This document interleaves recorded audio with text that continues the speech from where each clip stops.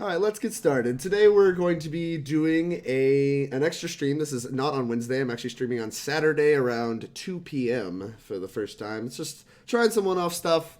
Don't normally stream more than once a week, and I want to, since I have a break, there's no tournaments, I want to get a little more streams in there. I want to stream with a couple of my friends, just have a good time, break down some stuff, and do maybe a little bit of testing for Columbus. I think my friend Michael Kidd here, he's a fellow SCG grinder of mine, a very good Magic player, teamed with him multiple events. I think we have a top 16 together where we teamed, and he's just a very good Modern player, and I believe he's at least considering playing Jund in Columbus. So, you want to talk a little bit about Jund and where you think it is, kid? Yeah, man. Jund great. Jund great. You heard it here first, ladies and gentlemen. No, I mean, Jund, you don't lose to a whole lot of cards in the format. Like, you don't run into the problem that like Dredge or some decks have where you lose to specific sideboard cards. You don't really lose to your own deck a whole lot. Like, even if you mold a 5 or something, I mean, Tarmogoyf's still a Tarmogoyf. Dark Confidant's great whenever you mulligan a lot. I've been playing a lot of Death Shadow, for example, recently, and Temur Battle Rage is a card that doesn't really do things if you don't have a threat, and then, same with Stubborn Denial, it's a Force Spike, cycling street rates and whatnot, you're just dealing yourself a bunch of damage for no reason. Jund doesn't really have that problem. I mean, Tarmogoyf's always a Tarmogoyf, like I said. Fact. Yeah, everything in the deck's, pretty mediocre all the time. You don't have any really terrible matchups. Even matchups like Tron are not nearly as bad as people state they are. Okay. You don't have many great matchups, but you don't have a lot of bad matchups. You don't lose to a lot of cards. Even when you're running cold, your deck's still okay, I guess. Your deck's still okay, you guess. All right. I mean, that's something I kind of want to focus on for a second. Is you make the point that your deck's always at least medium, right? You're not losing to a lot of these important sideboard cards. I feel take for instance the reason Spirits is being played over Humans, right? Spirits is being played a lot over Humans, quoted typically because of the sideboard. You get Stony Silence, you get Rest in Peace, these one card hosers for the very good decks in Modern. And Jund doesn't really have one of those, right? The closest thing to something like that would be an Elspeth Sun's Champion, which is 6 mana, and just why is this in your deck? Why are you coming to beat Jund? It's not even a big metagame share. But that's a good point. You don't just lose to these sideboard linchpin cards. But despite these cards, these sideboard cards being so powerful in Modern, it's often preached that interaction in Modern is bad. Anytime, even on streams now, when people pull up a Jeskai deck or pull up a Jund deck, a lot of times you even hear the commentators making fun of these players, right? They're oh wow, they're out here Jundin, they're out here, they're just tried and true, just it's almost like a meme, right? That oh, they're doing this thing, but the decks continually put up results, right? Jeskai, I think there was 2 in top 8 by good players of Baltimore, and there might even a blue-white too, and Jund just top 8 at the Invitational. So why is this the perception of the format that you should only be playing these super linear decks when fair decks consistently show that they can still put up results? Yeah, I mean, I don't know. The format is pretty diverse, so I guess the format is diverse. The best decks, you could make an argument, aren't as diverse, but people are going to play just whatever, especially day one of any event. And the best way to kind of interact with people is, either to play really good generic interaction, which there doesn't exist a whole lot of cards that interact with this subset of decks and then this subset of decks and that subset of decks, or just play a deck with a very focused game plan of, kill my opponent as quickly as possible. And then if I need to interact, I'm going to do so out of the sideboard. And a lot of decks, you'll see that, KCI, you see negates and, Galvanic Blast in the sideboard. In fact, you'll see some kind of things like Grafdigger's Cage or whatever in the sideboard as well. So a lot of these decks that are very focused, they're I'm going to kill you as fast as I can game 1. Game 2, I might bring in some interaction and slow it down a little bit and, be able to do that kind of thing. But Jund, you're trying to interact a lot game 1, and sometimes you will draw, cards that interact with your opponent. Sometimes you'll draw ones that don't interact with your opponent so well. Yeah, sure. Yeah, definitely. I mean, we've all seen the fatal push against Tron kind of memes where you're just looking at your hand, it's 3 removal spells, and you're just looking at these Tron lands card and you're wow, here we are. You're just questioning your life decisions. But I mean, obviously push is very good, and these cards are very good in a lot of matchups, so they still deserve main deck slots, etc., etc. But so I don't know that much about Jund. Honestly, I've never registered it in a competitive REL tournament, to my knowledge. I think maybe like an IQ years and years ago, where like you lit me the deck. I actually got the deck from you. But like the point is, like, I'm not really that knowledgeable on Jund. So why don't you walk me through the deck list here? We'll just kind of start at lands like 24. Is that always correct? Like, talk to me about some of the land decisions you've made. Some people play 25. Personally, I don't know. I've never really. I feel like 24 is correct, it's close. I think 24, if you're going to play 4 man lands, might be a little greedy. And you'll see, I only play 3 Raging Ravines. If you're playing like a bunch of tap lands, if I was going to play something like a Treetop Village in here, I think 25 would be a little less greedy. But it's close between 24, 25. Most of this is pretty stock. I mean, 2 basic forests is something you've seen pop up a little bit Canner, recently. how's it going? Keep going. Oh yeah. Two basic forests has popped up a little bit. I was trying out a Field of Ruin and a Ghost Quarter kind of as like, instead of my 4th man land, just trying an untapped utility land, but it did more harm than good to my mana base a lot of times. And honestly, I was even trying black green with like 4 Field of Ruins, and it was a lot of, people were talking about black green having a better mana base than Jund. I don't even think that's true if you're playing 4 Field of Ruins. So, right. Yeah, that makes sense. A lot of colorless lands. Yeah, a lot of colorless lands in this deck with like Trophy and Scavenging Ooze and Liliana. It's like there's a lot of I see that. very color intensive things, even in just black green, but Jund especially. But yeah, this is pretty. I mean, this is pretty stock deck list. Like you don't see a whole lot of Blooming Marshes or things like that. Is Twilight Mire pretty typical? I think that's one of the only lands I'm not sure if they always play.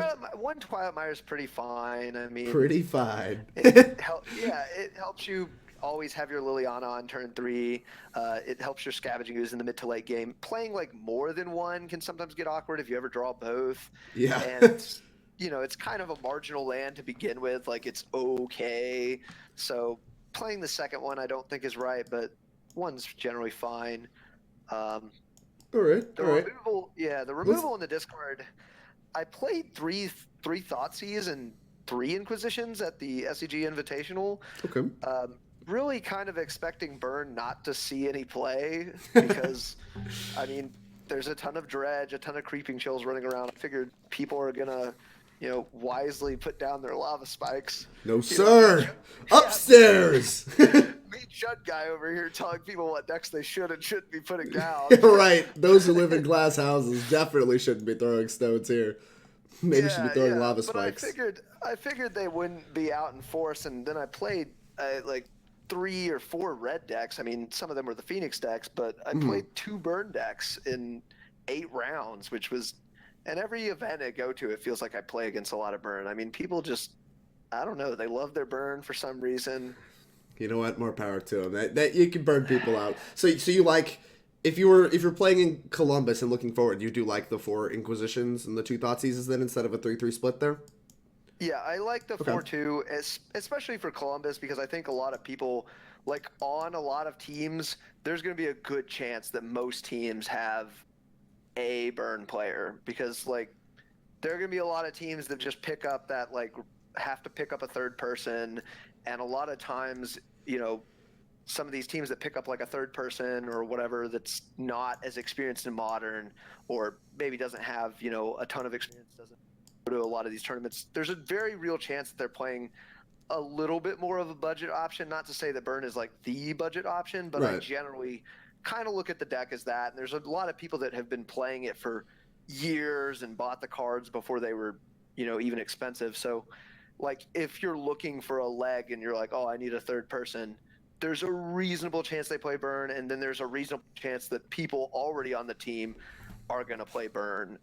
So I think there will be a decent amount of burn in Columbus. All right. And 3, so moving on, 3 push, 3 bolt, 3 trophy. That's all. That's just better than 4 of each. Kind of looks nonsense to somebody that's outsider like me, but 3-3-3 is just like, is that like stock? That's correct. I don't know. I don't know how calculated that is, to be honest with you. So I think more people actually play 4 lightning bolts, 1 or 2 fatal pushes. Okay. And I mean, lightning bolt, it is always going to be a live hit off your Bloodbraid Elves. It is obviously going to, like, if you're playing against Tron or something, bolting their face is always a thing that you can do. Yeah, I mean, you can always We're do the a burn phase deck. where- Yeah, Upstairs. so it does seem very appealing to play 4 lightning bolts, but I haven't really been a huge fan of it because you face decks like Death Shadow or maybe this like colorless Eldrazi or something, or you run into the mirror and they just have a gigantic Tarmogoyf. And it's like Fatal Push generally as a removal spell is just a better removal spell. Yeah, Like that if makes you're sense. shooting their face or their planeswalkers, sure, but as a removal spell, Fatal Push is generally better.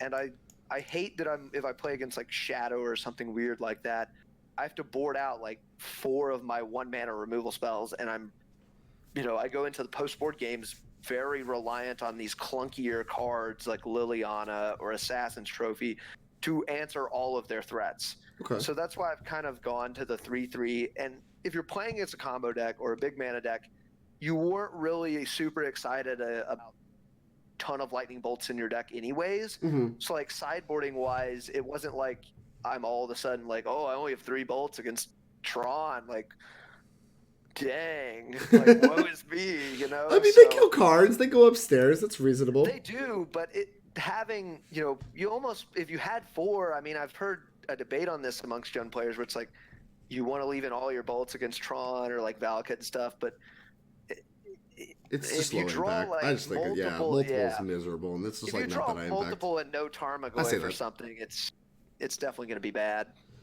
Okay. And then trophy, I mean, I think Jadine Clarence learned about, how she wanted 3 trophy versus like 4 trophy, and basically just like you don't really want it to be the first removal spell you're casting. Like you want to be pushing 'cause and it ramps bolting them. things first. And I think 3 plus the Liliana is enough answers to like really problematic, Okay. like larger threats. So. All right. So the Three's been creatures, fine, right? I'm pretty sure the 2 drops. I'm pretty sure this has just been like the tried and true formula for ages. The 4 Bob, 4 Yeah. Tarmogoyf, 3 Scavenging Pretty Ooze. much. I saw a little bit of 3 down to 3 Confidant. For the most part, this is pretty stock. Not much to cover here. Tarmogoyf's just big fat beater. Confidant busted, and Scavenging Ooze surprisingly good. There's in a lot of spots like you were talking about burn, even just like decks like Dredge, KCI. Like this card can be a really important card game 1 on top of just being a very good like fair card. So, not a whole lot to talk about there. Same with the 4 Liliana. That's just been the Jund formula forever, right? Like, some people started playing Liliana Last Hopes a little bit in Jund, and especially in, Black-Green, right? Like, Black-Green's really big on their Last Hopes, whereas, like, Jund has always just been, like, a million Liliana Avails to my knowledge. Yeah. 2 Kolaghan's commands. I think that number is also pretty stock. It makes sense. Kind of feels like a little bit fatter card. Solid 2 for 1. Good main deck artifact destruction. I think even somebody of my caliber can kind of break that card down. Like, very good. Yeah. Especially with the newest edition, the reason to play Jund these days, Bloodbraid Elf. Have you ever considered playing less than 4? 4 seems like a lot of 4 drops. It's just the best thing you could be doing. Talk to me Yeah, about I mean, 4. I messed around with 3. Bloodbraid Elf is not really bad in a lot of matchups. It's not really bad when you're ahead. It's not bad when you're behind or at parity. It's not bad in multiples. It's generally the best thing you can be doing against like the Mirror or Mardu or some control deck or something. So it's been tough. The only times I'm like, oh, I have too many Bloodbraid Elves are when I don't have 4 lands, or if I don't have enough things to be doing on turns 1 through 3. But if you're doing things on turns 1 through 3 and then you slam Bloodbraid on 4 and 5, you come with another Bloodbraid, I mean, that's going to be obviously really good no matter what. So it's tough to get away from 4 in my opinion. Like 4 drops that people play, they're a little bit more conditional than Bloodbraid Elf, as ironic as it is, because Bloodbraid Elf is kind of like random with the Cascade. Yeah.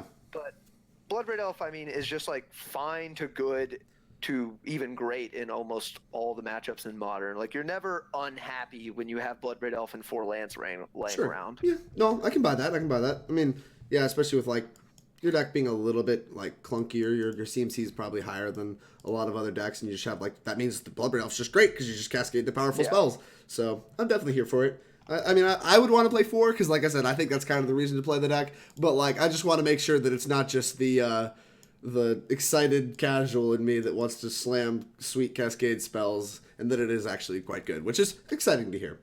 All right, let's quickly move to the sideboard. Boop. Yeah. Here we go. There's a lot to look at here.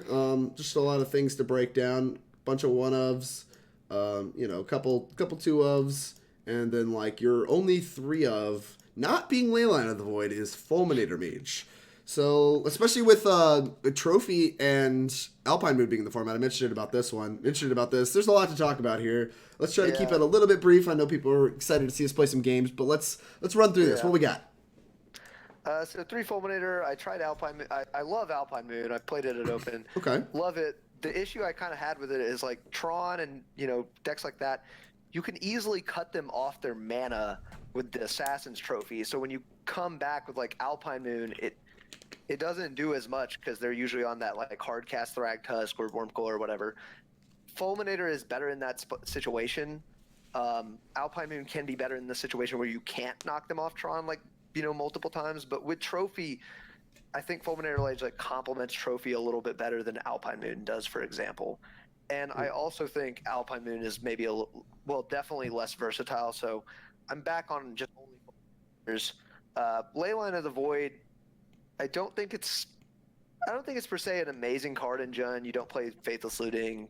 There aren't a whole lot of matchups you're really mulliganing to it. So having 3-4 and making this mulligan strategy around the card has never really been, you know, it's never really excited me a lot. And the other issue I've had with it is there are some matchups where it's okay to have in your opening hand, but you're never really mulliganing to it. Like, you look at Mardu or Hardened Scales or Grixis Death Shadow, like you would never really want to have 2 Leylines against any of those decks. Sure. Against Dredge, it's fine, and you do mulligan aggressively against Dredge, but that's why we have, you know, Spellbombs and the 4th Ooze and these Angers on top of these Leylines.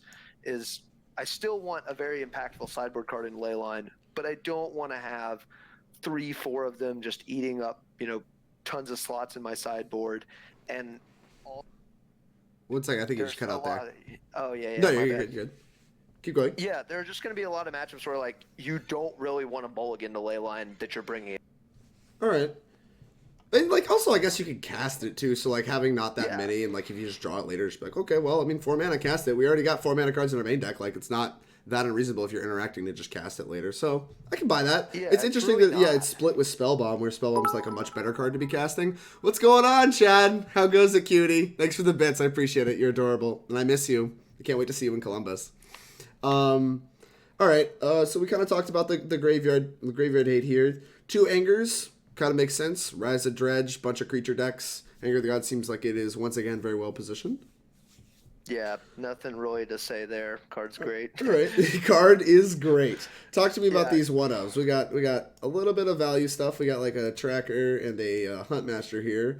We got like a Lava Dad for more creature decks. It looks like Ancient Grudge, pretty honest with this thing's doing, and you know just Scoos and Collective Brutality. Just kind of break these one-ofs down for me. How are all these one-ofs correct? Yeah, I mean it's.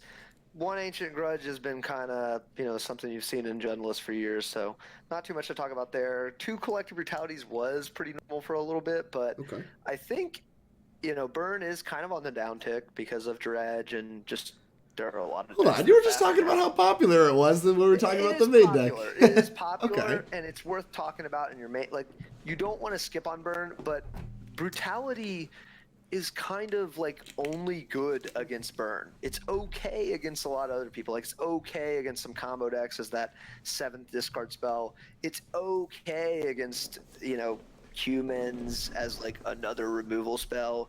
It's not even that great against spirits, to be honest. Like it's sorcery speed. It does catch Collected Company, but if you double dip it, like wow, I feel really dumb. Sure. You know, it's not good there. They have some 3 toughness guys. I would still bring it in, but it's not like that amazing. So there are a lot of matchups where it's like kind of rounding the deck out, and I don't really like devoting a ton of sideboard slots to a card like that. So 1 I think is appropriate here. The Grim Lavamancer is, I don't know, it's a card that Matt Crossan kind of talked me into just playing 1. I've never been a Yeah, you've ragged on that card a lot every time I've seen you like interact. Yeah, but it's done a lot of work for me. I mean, it is very good against a lot of the hands that spirits and humans are going to come with, or yeah, that's true. Decks, and it's fine also against like the mirror, I think. I don't know. I mean, I've been bringing it in. It's been fine. I haven't played with this card a ton, so that might be totally wrong. But it's been fine there, and it's been fine in some other matchups like Burn or something. Just another card to bring in. Sure. So Just kind of removal on a deck. I mean, repeated removal is generally pretty good. yeah. All right, and then we got the Scavenging Ooze, which I think we talked about a little bit, and we got Tracker and Huntmaster. Huntmaster, an interesting choice. I don't know what year it is, but I mean, here we are, and we got this one. Kind of seems to be taking a page out of Black Green X. Like, what's it? Just like Black Green Midrange Rock. That's the name. I couldn't think of the name. So dumb. Talk to me about these two cards real quick. So Huntmaster, I was messing around with Kalitas, and I wanted to mess around with like Planeswalk, some kind of value 4-drop or 5-drop that is good against like those pretty much all the grindy decks, and maybe some of the creature decks too. Like Kalitas is good against the creature decks, and he's good against some grindy decks, but he's not very good against like control. Okay. He doesn't really do anything. Huntmaster does there, and then like you have some of these cards that are like. Maybe they're Chandra, and they're okay, but Huntmaster just gives you, the ability to be good against the creature decks. Some incidental life gain is, never something I'm going to complain about in Jund because you have 4 Dark Confidants you just need to get out of your main deck. Yeah. So just having anything that like gains life is a value creature is good against, all the creature decks as well. Like it's just pretty good at rounding out. Not something you want to play like a bunch of, but it's, like I said, good at rounding out and good against all the fair decks is kind of what sold me on bringing the card back in the deck. Tireless Tracker, I don't know. I've never been a huge fan of this card. And, yeah, all right, and here we are. I'm not a huge fan of Tireless Tracker. Tireless Tracker is the issue I've had is I've wanted a card that's good in like the mirror and control, and so I was playing Thragtusk. And he was okay. That's even more mana. Yeah, I mean, Thragtusk, he was okay. Sure. He's not like, I don't know. He doesn't like force them to answer him. Sometimes in the mirror, they just kind of beat you over the face with Tarmogoyf and Ooze, or it's okay, but it's not great. And then against control, it's like very cryptic commandable. Oh yeah. I mean, that's kind of nice about this card, I guess, is like if you really want to like slip it in under like against blue-white, something that doesn't have just like lightning bolts to kill it, like you can get it in under Cryptic Command, and that's really attractive.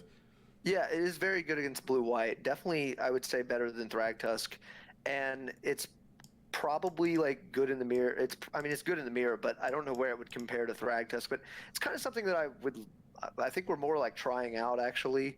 Sure. I don't know. Thragtusk was kind of mediocre for me. Like, gonna try to find a Thragtusk replacement, huh? All right. Yeah, it was mediocre. I can buy that. All right, well, let's jump in. I think we did a pretty good breakdown there for the people that aren't really used to Jund or people that just generically hate on Jund because, they kind of hear Jund's just... great. Oof. I don't know about all this one, Chief. But we're going to play friendly mono leagues. That's what we do here. We're friendly. It's the holiday season. We're supposed to be friendly. So let's jump in with some Jund. This is a list Kid sent me.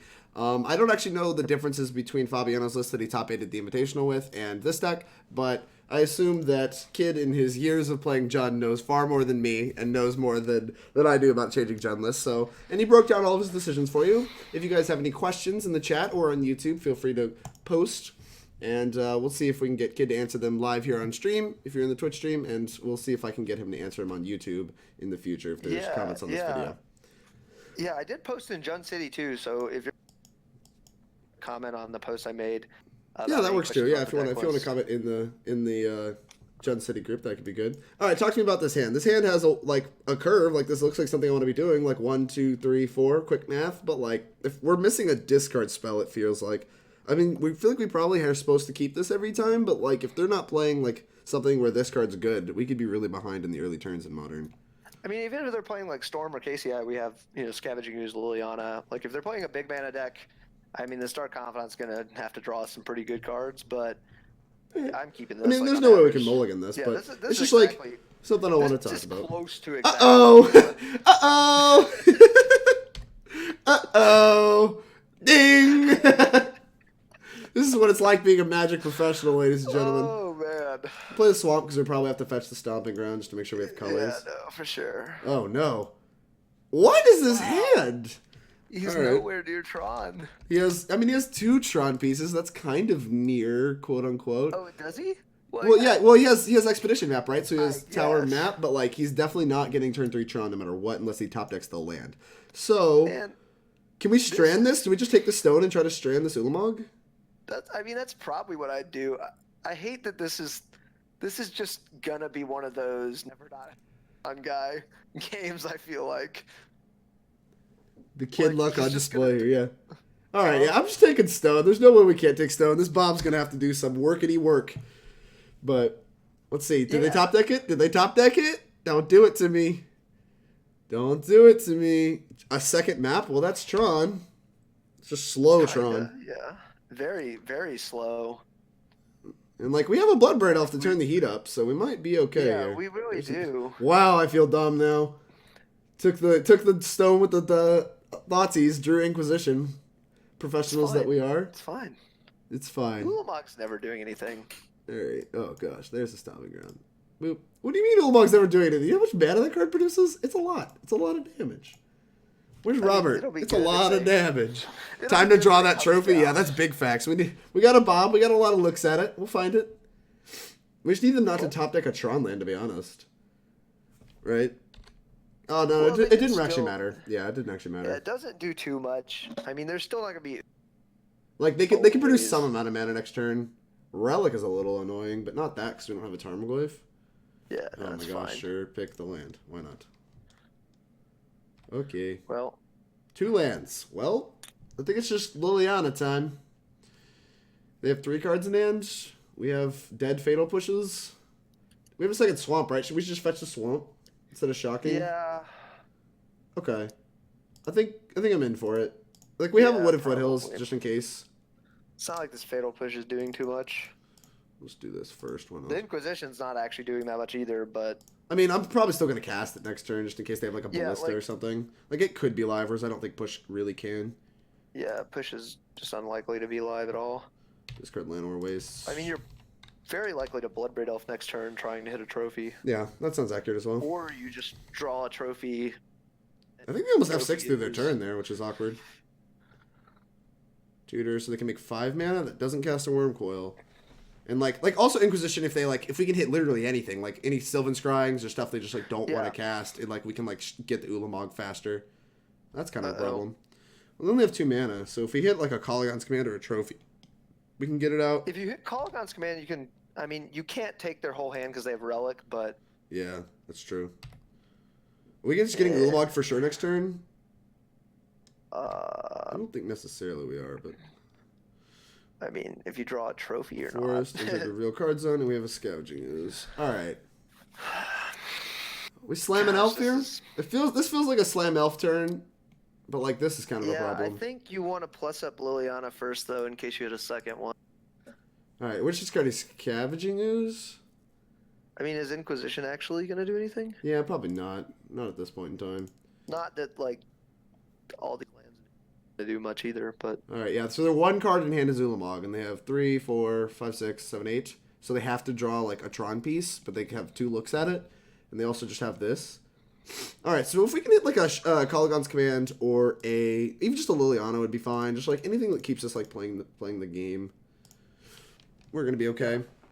Alright. Yeah, that If you Ulamog's draw another pretty piece, you're big. getting Ulamog'd. Yeah, I see that. Hopefully we don't get... Hey! This is why John's great. Alright, I would like to destroy target artifact and have target player discard a card. That. Good game. We both tried hard. We both played real hard. I mean, he's still just going to cycle Relic here, or he should. Yeah. And, discard that card, try to peel a Tron piece. Yeah, but that only gives them 1 look at a Tron piece. Like, unless... I don't know what you do. If they draw a Tron piece, like, they just have to discard Tron piece, right? Yeah, I mean, if they draw a different payoff card, they might discard Ulamog. Ooh, they discarded Ulamog. Let it happen. Alright, I'm in. I'm in for letting it happen. I'll take that. Alright. Go. Never punished. Honestly, Correct. Honestly, if, 2 turns from now, if he just, like, he's got a couple steps at it, but we're not dead to some of their payoff cards we're not dead to here. That sounds correct. We're not dead to here, and, like, Liliana alting is going to be hard for them to come back from. I mean, for sure, because we're just going to separate the Tron pieces, and they're just like... Yeah. Honestly, I think if Liliana ult happens, they probably cannot win the game. Is this a Stirrings? What are we looking at? Scrying? What is this? What is this? Scrying. Deal. That's very fine. Was that their one card that they drew? No, they relic. They have another card. They have another card. and Yeah. they have another card. So hopefully Ugin this could be a isn't beating. Yeah, Ugin would be kind of rough. Yeah, Ugin would be very tough. Wormcoil Engine. Wormcoil, I I think we from can this beat. stage, we could beat Wormcoil Engine. We could beat Karn.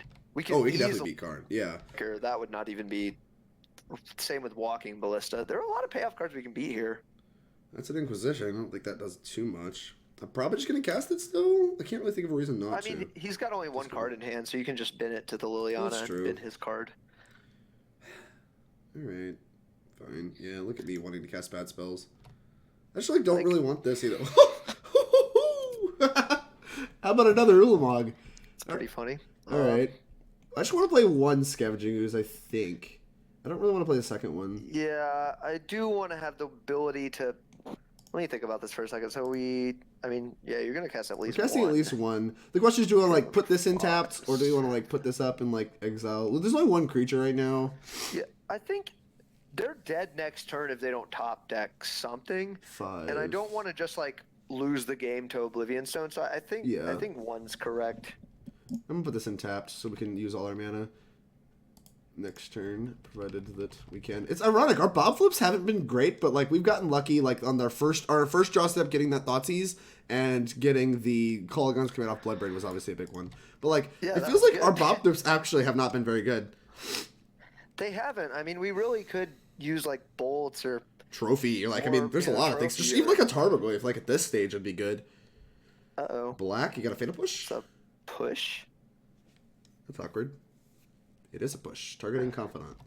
Well, that's fine. They have 0 cards. We can grow. They're just dead. Exile this. Yeah, they're just dead. They're just very dead. They thought I'd miss it. The Scavenging Ooze there. Although... Oh no, they don't want to play Magic anymore. Jund wins game 1 on the draw against Tron. Welcome to the stream, ladies and gentlemen. This is professional stream. Kid luck showing in this game. That's very much true, Zal. Very much true. All right, I think I want this one. yeah, that one's pretty good. That one seems good. Is this one good? Honestly, I just bring in the Ancient Grudge, board out the 3 Fatal Pushes, and a Scavenging Ooze is usually that's usually what I do. Yeah, I don't really want too much else. I don't know. I can't even really make an argument for the rest of these cards. Maybe for Wormcoil. Come on. No. That's gonna make your Goyf smaller. Yikes! All right, fine, whatever. we got ape sideboarding, ladies and gentlemen. Ape sideboarding. Tracker's not that has to be worse than Scavenging Ooze, right? Come on. Gosh, maybe not. It's that or the second Scavenging Ooze or the third Bolt. Yikes.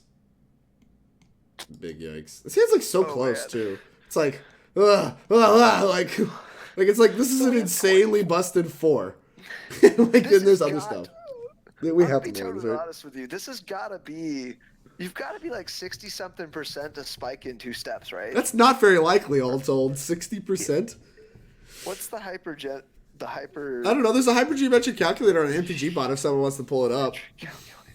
Oh no, we're not going fast enough. Do what you want with it. I'll just figure out what it is. I'm curious. I want to say it's over 65. Yeah, we have. No! Oh boy. Oh. All right. Dude, you can win on 5 cards in this matchup. All right, I'll take this. Show me something. Bob, that's show so me a Bob. Unfortunate. Show me a Bob. Bobby. Squirrel Party. Don't keep this, lol.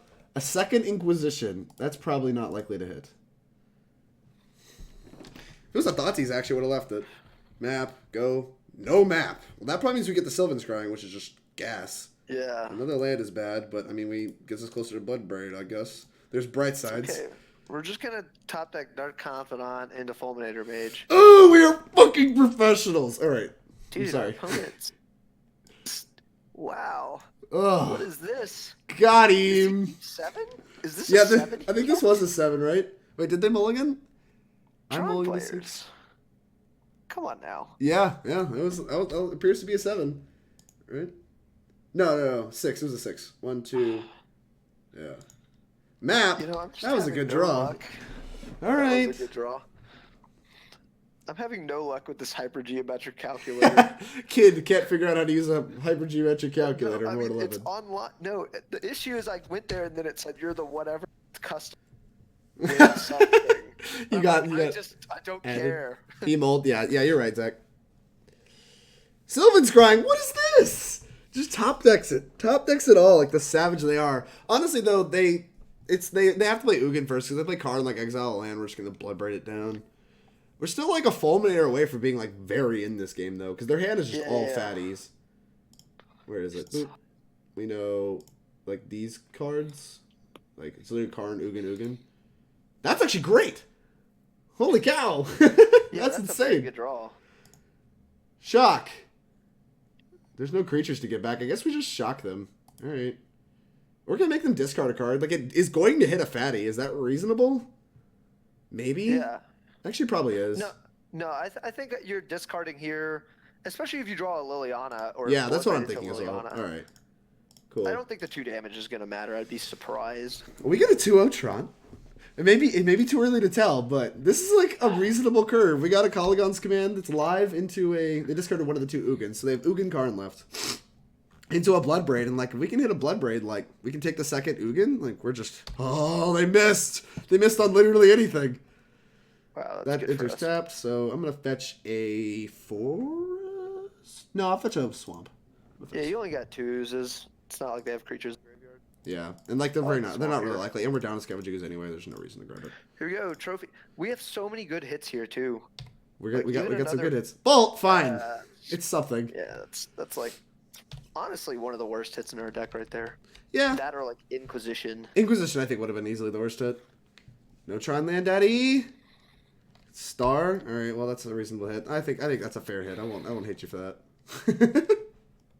Plus, we've already ran real hot.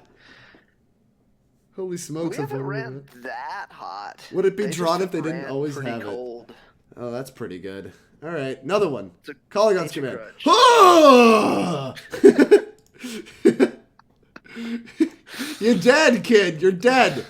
Get out of here. No, I mean they could still. They're in trouble, but. When do we blow up the land? We just blow it up now, right? Do we just like do another upkeep? I would blow it up now so they. I guess, yeah, we should just blow it up now, right? So they just don't have mana to use next turn. Like, they can crack it using that land. I think I would just blow it up. We always blow up the power plant, right? That powers it all? No, they tutored the power plant. See, we're blowing up power plant. We're doing it. Yeah, blow up the power plant.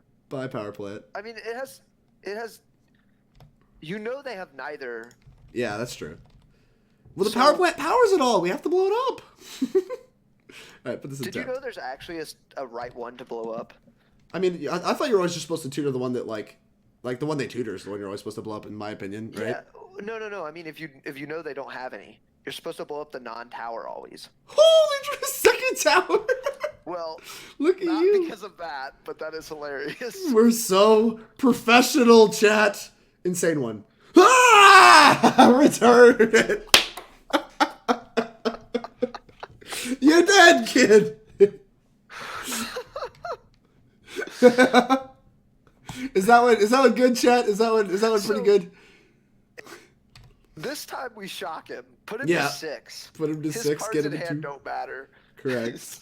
Let's fetch the other Put him to swamp 6. or whatever. He's dead at 2. This is funny. Red. Oh my gosh, there's so many things. Return creature, deal 2 damage to any target. Return creature, that one. Shock you. Ah! We're in a 2-0 this draw deck. Jund great. Jund great, ladies and gentlemen. We actually might even get to attack with this Fulminator because I'm not blowing up a land like proactively. I'm just gonna sit here. Yeah. We might actually just attack with this. I mean, the only terrifying thing is if he brought in Thoughtseer. That's the only. But I don't think I'm playing. I don't care enough. Not going to crack map. Bold move, opponent. Bold move. That is not a Thoughtseer. That ain't it, Chief. I will draw this magic card. Black mana though. Is okay. All right, I'll take it. That's a deal. Combat. Hiya! Put you to 1. All right, so they don't have any sweepers, right? They bring in Thragtusk, right? Is that worth blowing up a land just to keep them off Thragtusk? I think I would. Yeah, they're. It's not like they can have Tron next turn no matter what. I would blow up a land and play Ooze. All right, we're gonna do that. And just like, yeah, I don't want them to Thragtusk here. Crack map, that's fine. Who cares? And then also gives food for Scoos. Food for Scoos. Taste it in the chat. Yeah, no, you're right, Scroll Party. Definitely want to keep him off that. Where is Carney T? That's not going to be in the deck, Rob. That is not going to be in the deck. All right. Let's get a boy Scoos down in the battlefield and ship it. All right, chat. I don't know what their outs are, but it's got to be a good one. Fatal Push, Walking Ballista. Thought Not here? That ain't it, Chief. Target me. Do it. I have no cards in hand. All right, you're dead. Good game. We both played hard. We're going to draw Liliana anyways. We're going to draw Liliana anyways. No! What are we going to draw? Okay, that's not good enough. Okay, all right, starting out here, 2-0 over Tron. John's great, in the words of Michael Kidd. I want to do it, though. Does it change the clock? Worried about Ballista for 2. Yeah, Ballista for 2 is reasonable as well, because they could block shoot. We just exile something with it on the stack, and they don't get to kill the other card, right? Oh, no, they have to block the Scoos and shoot the elf. There we go. That does it. And then they get to Thragtusk us. So Ballista on 2 is still bad for us anyway, because they could just tutor up our land. But how's that Offer Soul Sisters KCI Thopter deck treating you? Is that the deck that they posted on Twitter today? I don't know if you saw it, kid. On Twitter, they posted this, horrific deck list. They being, I think, Jerry T. It's just, this 5-0 list that has, 2 Soul Wardens, 3 Ariok Champions, a little bit of the Soul Sisters pieces. Then it has 4 Whir of Invention, the Thopter Sword combo. It's just it's a real calculated. Everything in it is real calculated. And I assume that's what they're talking about in chat. Oh yeah. Jeez. It's a good time. It's alright. We're playing 2 Leylines here, so we know a thing or two about calculated. Oh yeah, it's real calculated. He wanted to play it for Columbus. Jeez, rip Rob's team. Just add a Carnage Tyrant, and the deck's literally perfect. Nor in the Way. That's right. Nor in the Way is in the deck with that stupid Genesis Chamber card. I asked Becky if we could find a 3rd in time. That's pretty reasonable. Opponent, play Magic with me. Opponent doesn't want to play Magic with me. Uh-oh. All right, They're fine. Scared. They're scared. They're not ready for the Jund. Tuned in on the chat. The Jund depression. Gone. Fair. Thanks so much for hanging out. Streaming on a Saturday. Got my friend Michael here. He grinds SCGs with me. He's part of the Alabama guys. He's a Jund aficionado. Whenever you hear anybody talk about their local Jund guy, they're talking directly to Michael Kidd. Are they? Oh no. Yes, they are. Oh. Jund. I tried to be on Jund trios this January, but oh no. I mean, if it does that every game, then maybe you should be on Jund trios. Green dot hand. For us. What do we think of green dot hand? This is really awkward. If this was a Stomping Ground, I think I would keep this. But I don't really want to because it isn't a Stomping Ground. Yeah, it's a great poker. It has discard spell and Tarmogoyf, so it's kind of hard to pitch, but at the same time, we have 4 Dark Confidants in our deck, so I just think I want to mulligan this. It's just we're just doing nothing on turn 2. We can always mulligan to 8 or 9 beyond. Yeah, see, I like this little. Yeah. Oh, there's a discard spell too. Gosh, mulligan to a basic so professional 10-card hand. This is just how you do it, chat. This is good, clean living.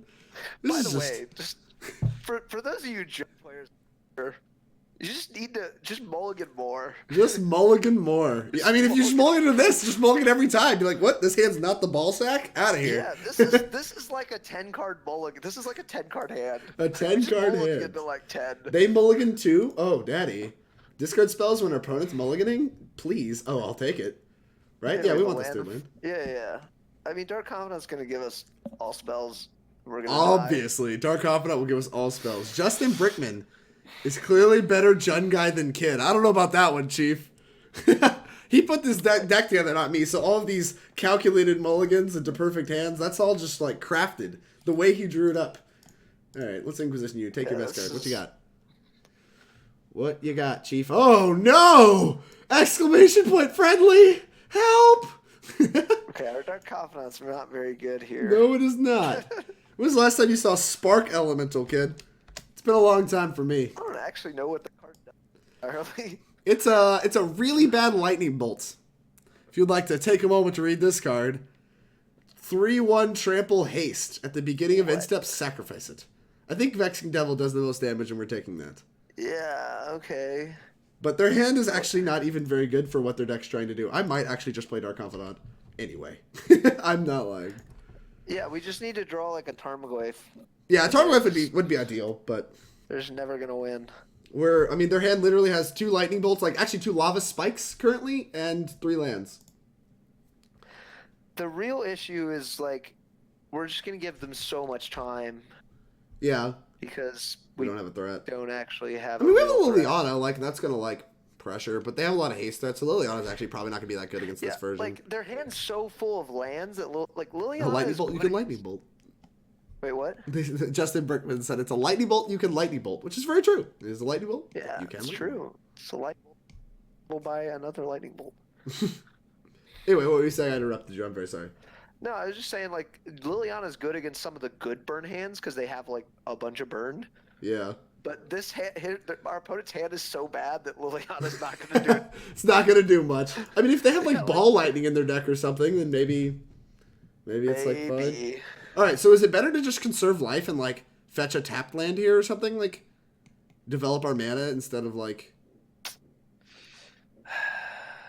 playing this? Like what's our play here? We could trophy their stupid their next bolt. We could trophy a bolt. That's not great.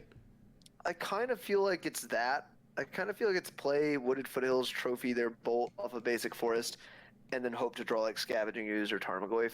But then we can't play this Liliana for sure next turn. Yeah, I don't think the Liliana is actually doing much against their hand, unless they draw like Eidolon or something, but... I don't know. Yeah, also, I'm not super excited to ramp them into like anything, like trophying. But what do they have? I mean, their hand's basically all lands. Yeah, they have 1 Spark Elemental, 1 Unknown, and 2 lands. So it's half lands at least. Yeah, like what are... I mean, I don't know. He's playing some friendly deck, so maybe we are ramping. But if this was regular burn, like, it's not like we're ramping in him anything. Like, if this was close to a regular burn deck, he's... So you just want to play this, fetch a basic forest? If he plays the Spark Jolt, yeah. I mean... Okay, sure. I guess this gives us the option. Yeah, this gives us the option to fetch basic forest, kill the thing, or fetch a tap land if they decide to, like, play something like a fat creature or something. Like an Eidolon, we're going to fetch a tap land and then try to Liliana it next turn. Yeah. Alright, we knew about that. Unfortunate. Alright, that's a Spark Elemental. So we've been through Air Mesa, so we know only Windswept Teeth in their hand. Yeah, so I think if he had Eidolon here, he would have played it. So I don't think we're really ramping him into other than just another burn spell that he would have cast next turn anyways. Alright, well, let's fetch. If we ramp him into Eidolon somehow and he doesn't play it, then I don't know, this guy's a god or something. I don't know what's going on. Alright, blow this up. And F6. I like the amount you get to F6 with this deck. You just like never have to like really hold much. Friendly, how's it going? Chad with the exclamation point friendly. Planes! Oh no! Well, that's a good one. This is a good one, Chief. Yeah, that's a good one. We just shocked this in. Yeah, our life total is high enough that I think making it like getting it to 4/4 range is more important at this point, and just using our mana more efficiently. I think. All right, opponent in the tank. Whether or not they should concede. If he cracks the fetch land, we should do it then. I mean, it's a 2/2 just to play around shock. I mean, sure. I mean, I'm more thinking of like, what is it? Skullcrack. Yeah, Skullcrack. Although he should have done Skullcrack on the stack, but I mean, his deck is clearly pretty friendly. Clearly quite friendly. Quite friendly. You have to bear that in mind whenever you're playing with somebody. Polium, our opponent's deck is better than ours. That's some shade there. That's some shade, Mr. Will Polium. Polium is very wrong. Polium is very wrong. How about Temple Garden? Were you ready for this? Temple Garden. I would agree with Polium if it wasn't for the fact he was fetching Temple Garden Plains in his bird deck. This is just good deck building. Look at this. You got your 1 red mana cards that you can cast off your planes. Oh no! Alright, fine. 3 cards in hand. We're at 13, and they have 2 cards in hand. Can we please play this, Bob? Justin Brickman, thank you much for the follow. I appreciate it. You're the best. You just don't ask me that question. What is going on? Dryad Militant! Help! What is this? Black Source. Tilt! Alright, we're playing this. It's too late. Yeah, it's too late. We're doing it. We're gonna die. We're going to die, and we're going to deserve it. I really didn't see this coming. If they offer the trade, are we trading? Like, what are we doing here? I think so. I'm just so thrown off by the fact that our opponent has, like, Spark Jolts and stuff in their deck. Alright, fine, we'll block. Or whatever it is. Not Spark Spark Jolts, Elemental. Yeah, sure. Whatever silly creature this is. How about Vexing Devil? We just take 4, I think. Yeah, if we don't hit a black source, we just feel so dumb. Yeah, correct. I would like to take 4 damage. This card's actually kind of reasonable, I'm but feeling silly for telling you to, like, not fetch double black. played the 5th I just really land. thought. Hey! Oh man, I really thought Liliana would be bad because I thought our opponent would have. I don't know. I kind of saw this coming. Usually when you're playing worse lightning bolts, like, your life total is going to stay higher for longer. Like, we just entered below double digits. What is this? Another Dryad Militant? Am I pathing this? I think if I draw a black source, I want to be able to just, like, sack it, so I'm not going to. Yeah. Also, if we draw Kolaghan's command, I'd rather kill it with that, etc., etc. Oh, this is awkward. Is it worth it to just put it in tapped and, like, hold up bolt? Or we could just, like, shock this in, play Liliana plus, and then hold up bolt? Like, get rid of the other Liliana? There's actually a lot of play here. Go to 7. I don't know what the difference between. I mean. Yes, I think you're right. I don't think the difference between 7 and 9 is that big, so I think I'm going to shock this in and I just don't think so. I mean, I'm trying to think about what I want to do with it. I kind of just want to edict down the creature and hold the bolt. Yeah, I think that's actually that's better. I like that. Let's do that. I like that a lot more. If he draws a haste threat, we just kill with lightning bolt. Yeah, we just bolt it. All right. The bar to be better than Jund is pretty low. See, this is what we were talking about before. There's so much hate for the Jund deck. Did you see us? We 2-0'd Tron in this league. Our first match, we 2-0'd Tron. Yeah, we did. And we're gonna 2-0 this busted deck. Well, we might not. We might actually legitimately lose this game. I'm ready to get fireballed. Bane fire me. I need it. Why are they not cracking these fetches? Do they have Loamline in their deck, you think? Dude, I have no clue. That's a lot of mana. Can you not? Excuse me? Hello? Can we not do whatever you're about to do? It's a lot of mana. It's a lot of colors. What could it be? Place your bets, chat. What is this thing? Tapping for Naya colors. Woolly Thoktar. Woolly Thoktar. That's a good guess. It could be the 4/4 uncounterable dude that locks it on Smite. That's a good one. How about Proclamation of Rebirth? Yeah. The martyr card. No, I've seen this. This is All right. mean, we don't actually care. I mean, it's annoying. All right. I think so we just bolt this. I mean, no, right? It doesn't get haste. Oh, we yeah. Can just we can bolt this one. Spark, and then we can edict the next Vexing Devil. The Vexing Devil. And hope they don't top pick into the Proclamation. Yeah, I mean, maybe we'll draw, like, Ooze or Goyf or something. And we 4 damage? I do not wish to take 4 damage. Yeah, don't do that. That would be bad. That sounds bad. I don't want to do that. That sounds awful. Maybe we'll draw Ooze or Goyf or something, and we won't. Even a blind squirrel finds a nut every... We could... Yeah, whatever. Should we play this land or should we hold it? Like, we're definitely just not doing anything with Liliana, playing this one sacking. Yeah, I think we should hold the land. I mean, I don't... Like, Scavenging Ooze is the only card that punishes us, but even then we have it out of bolt range. Alright, click the one to keep. I will keep this one. -2. You. Alright, and then we'll hold this in case you want to plus Liliana next turn. I doubt... That was a really good draw from our opponent, actually. Proclamation of Rebirth? I mean, yeah, that's probably the best draw on their deck, I'd imagine, just like getting 2 1-drops back. I don't particularly like getting back the Spark Elemental, although I guess technically it was kind of lethal, but, like, I don't really know. I just don't like it very much. Like, I like things that stay in play, but that's probably why I just could never play this deck, I suppose. Honestly, if they're a Proclamation of Rebirth deck, like, I wonder if, like, any amount of graveyard hate would be good. Like, maybe we'd probably bring in our spell bombs against this deck. Yeah, I mean, fetching all their lands out, which is weird. Like I feel like you don't normally bring that in against burn, but like if this is like some kind of like value 1-drop deck, then sure, we probably actually want to. They're holding this card. Bold move. Bold move. It's probably a land. Yeah, I mean, it could be a land. It could be like a Path to Exile. It could be just a bolt, and they're gonna. Good one. Inquisition. Well, we'll discard that. Yeah. We'll continue to hold the land. Uh-oh, it's a bolt! What is it? What is this? What the heck? I don't understand. Tarka's Command? Tarkus Command. Tarka's Command. Hey, look. Look at you. You're so right. All the time. Just right. Alright. Now you feel so smart for making me discard a card. I was going to do literally anything else with that. Missing that Thragtusk right about now. I think Thragtusk would be good in this matchup. We're about to get dookied by this deck. Watch. Chat's about to like just feel so justified. It's not Burn. It's the Pelt Collector deck that was floating around a few weeks ago. Does it play like Groundbreaker and Ball Lightning for Pelt Collector? It makes sense because Spark Elemental is good with Pelt Collector. Sure. I just plus that bin Blood Crypt. Plus that bin Blood Crypt. So we can beat another Proclamation of Rebirth, I guess. Yeah, the backup Liliana, I think. Oh, no, we can't beat another Proclamation of Rebirth because it's just 2 Spark Elementals and we're dead.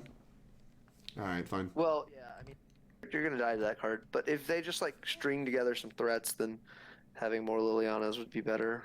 That sounds like we really just need a Tarmogoyf for Scavenging Ooze right now. Well, there's step 1. What happened? Well, it's the first Spark Elemental. Oh, by that I mean the third Spark Elemental. Alright, we're dead to any burn spell, which is a pretty bad spot to be in. Uh-oh, they're considering hitting the Liliana. They elected... That would be very good for us. That would be insane for us.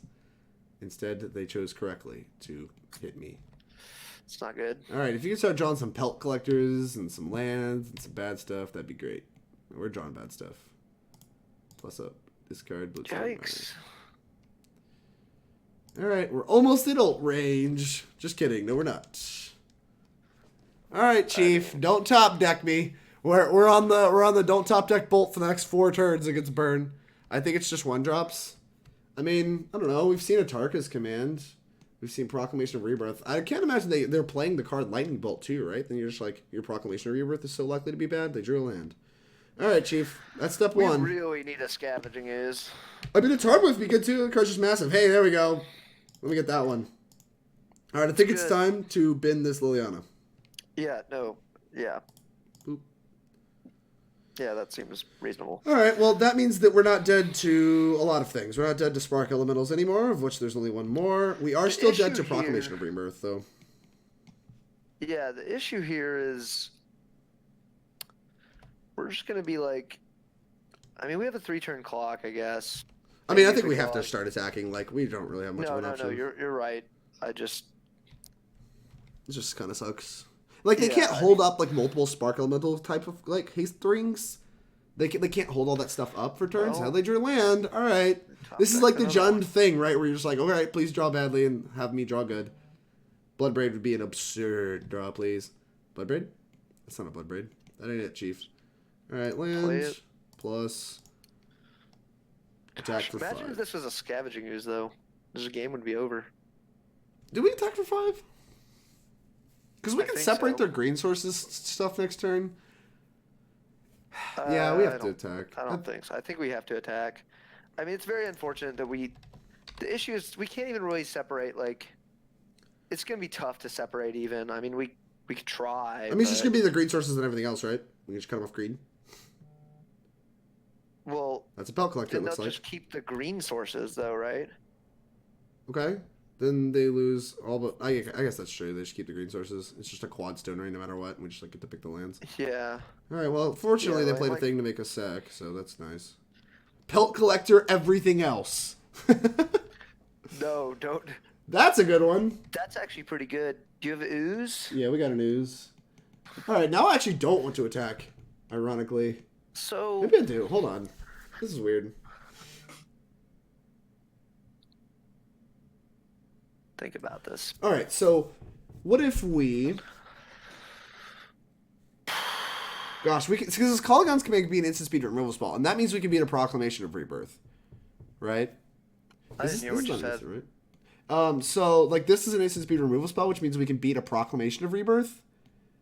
We also have the option to like discard, like draw step them, right? Yeah, that's what I'm thinking. I'm wondering how much sorcery speed, like burn damage, they play. Like they probably don't play Lava Spike or Rift Bolt or any of that nonsense. Yeah, they play like this. I mean, the sorcery speed burn spells are the creatures, right? So like Vexing Devils and Spark Elementals and. But like this is the real card I'm like I have on my radar right now. Is like this card has like, been in very hard one to beat for most of this game. Okay, no matter what we're sacking. So I think we're sacking. Get out of here. The only reason to not draw step this, because they're dead in 2 turns, is like something like instant speed that kills Tarmogoyf, right? What did Chad say? I want to sack, attack, draw step, discard. That's fair. I love that that's what line. I want to do. I'm just trying. The only reason not. The only reason not to is Path. Path. I mean, we're fine with Path, right? Yeah, I don't even think they play Path, so I think I'm just attacking it. Yeah, there's no way they can play Path. They just do not have the slots. I refuse to believe that this deck list is built to like with those slots. Like, there's no way. All right, so we need to put a stop on their draw step. Stop on opponent's turn. Okay, put you to Deaderino. Ironically, getting back to Scavenging Ooze just kind of doesn't matter. Yeah, I mean... Because, like, we're just, like, going to, like, Blit. All right, Blit. Sure. All right. Oop. Return this. That. Yeah. All right. If it is somehow Path, we at least need to get back. Bolt me. Oh, no. I'm ready for it. Bolt me! No? It was a goblin guide. Got him. I love how they floated red to freak me out. They did this to freak me out. Yeah. All right. I see you, opponent, with the BMs. I see you. You're not slick. Whom Tannen Grace confirms hates Drake. Hate Drakes? I know. Tannen Grace hates Drakes. I don't get it. It's rough. So we just need to really make sure we don't F6 through our... Or not F6, but miss attacking. All right. Combat. Opponent? What are you gonna do? Watch him have something like a Dryad Arbor. I mean, sure. You could have a Dryad Arbor. I'm ready for it. Just Blockers? Like Dryad Arbor into Boros That'd be Charmas. disgusting. Yeah, just like Boros Charmas. No! I'd be so mad. Lose it. I want this card. Yeah. I want this card. I really want this card. Do we want... I kind of want Nihil Spellbombs. Call me insane. I kind of do. Although... Yeah, 2 sounds high. Yeah, probably I think you're bringing in Anger, though, right? Well, yeah, maybe Anger's better. Anger's better, right? And, like, what are we cutting? Cutting Bobs? Bobberinos? Yeah, Dark Confidant. The Thoughtseizes are probably not the greatest. Yeah, it looks like Inquisition hit all the stuff that mattered there. And we have a Brutality coming in. Michael's beard is amazing. Robert's your mother's brother likes your beard. Hi, I like your beard. Hello, Austin. Austin Matthews in the chat. What's going on, brother? My beard is weird. Did you go to the last Excelsior FNM? How was that? All right, what do we got? What do we got going on? So is it like... I mean, to me, it's like Lavamancer, You want Tracker, yeah, maybe Spellbomb. I don't know. I don't know any deck list, man. I don't know this deck list either. Maybe we should do this. I idea. kind of just want to do this. This is clean. Yeah, this seems clean.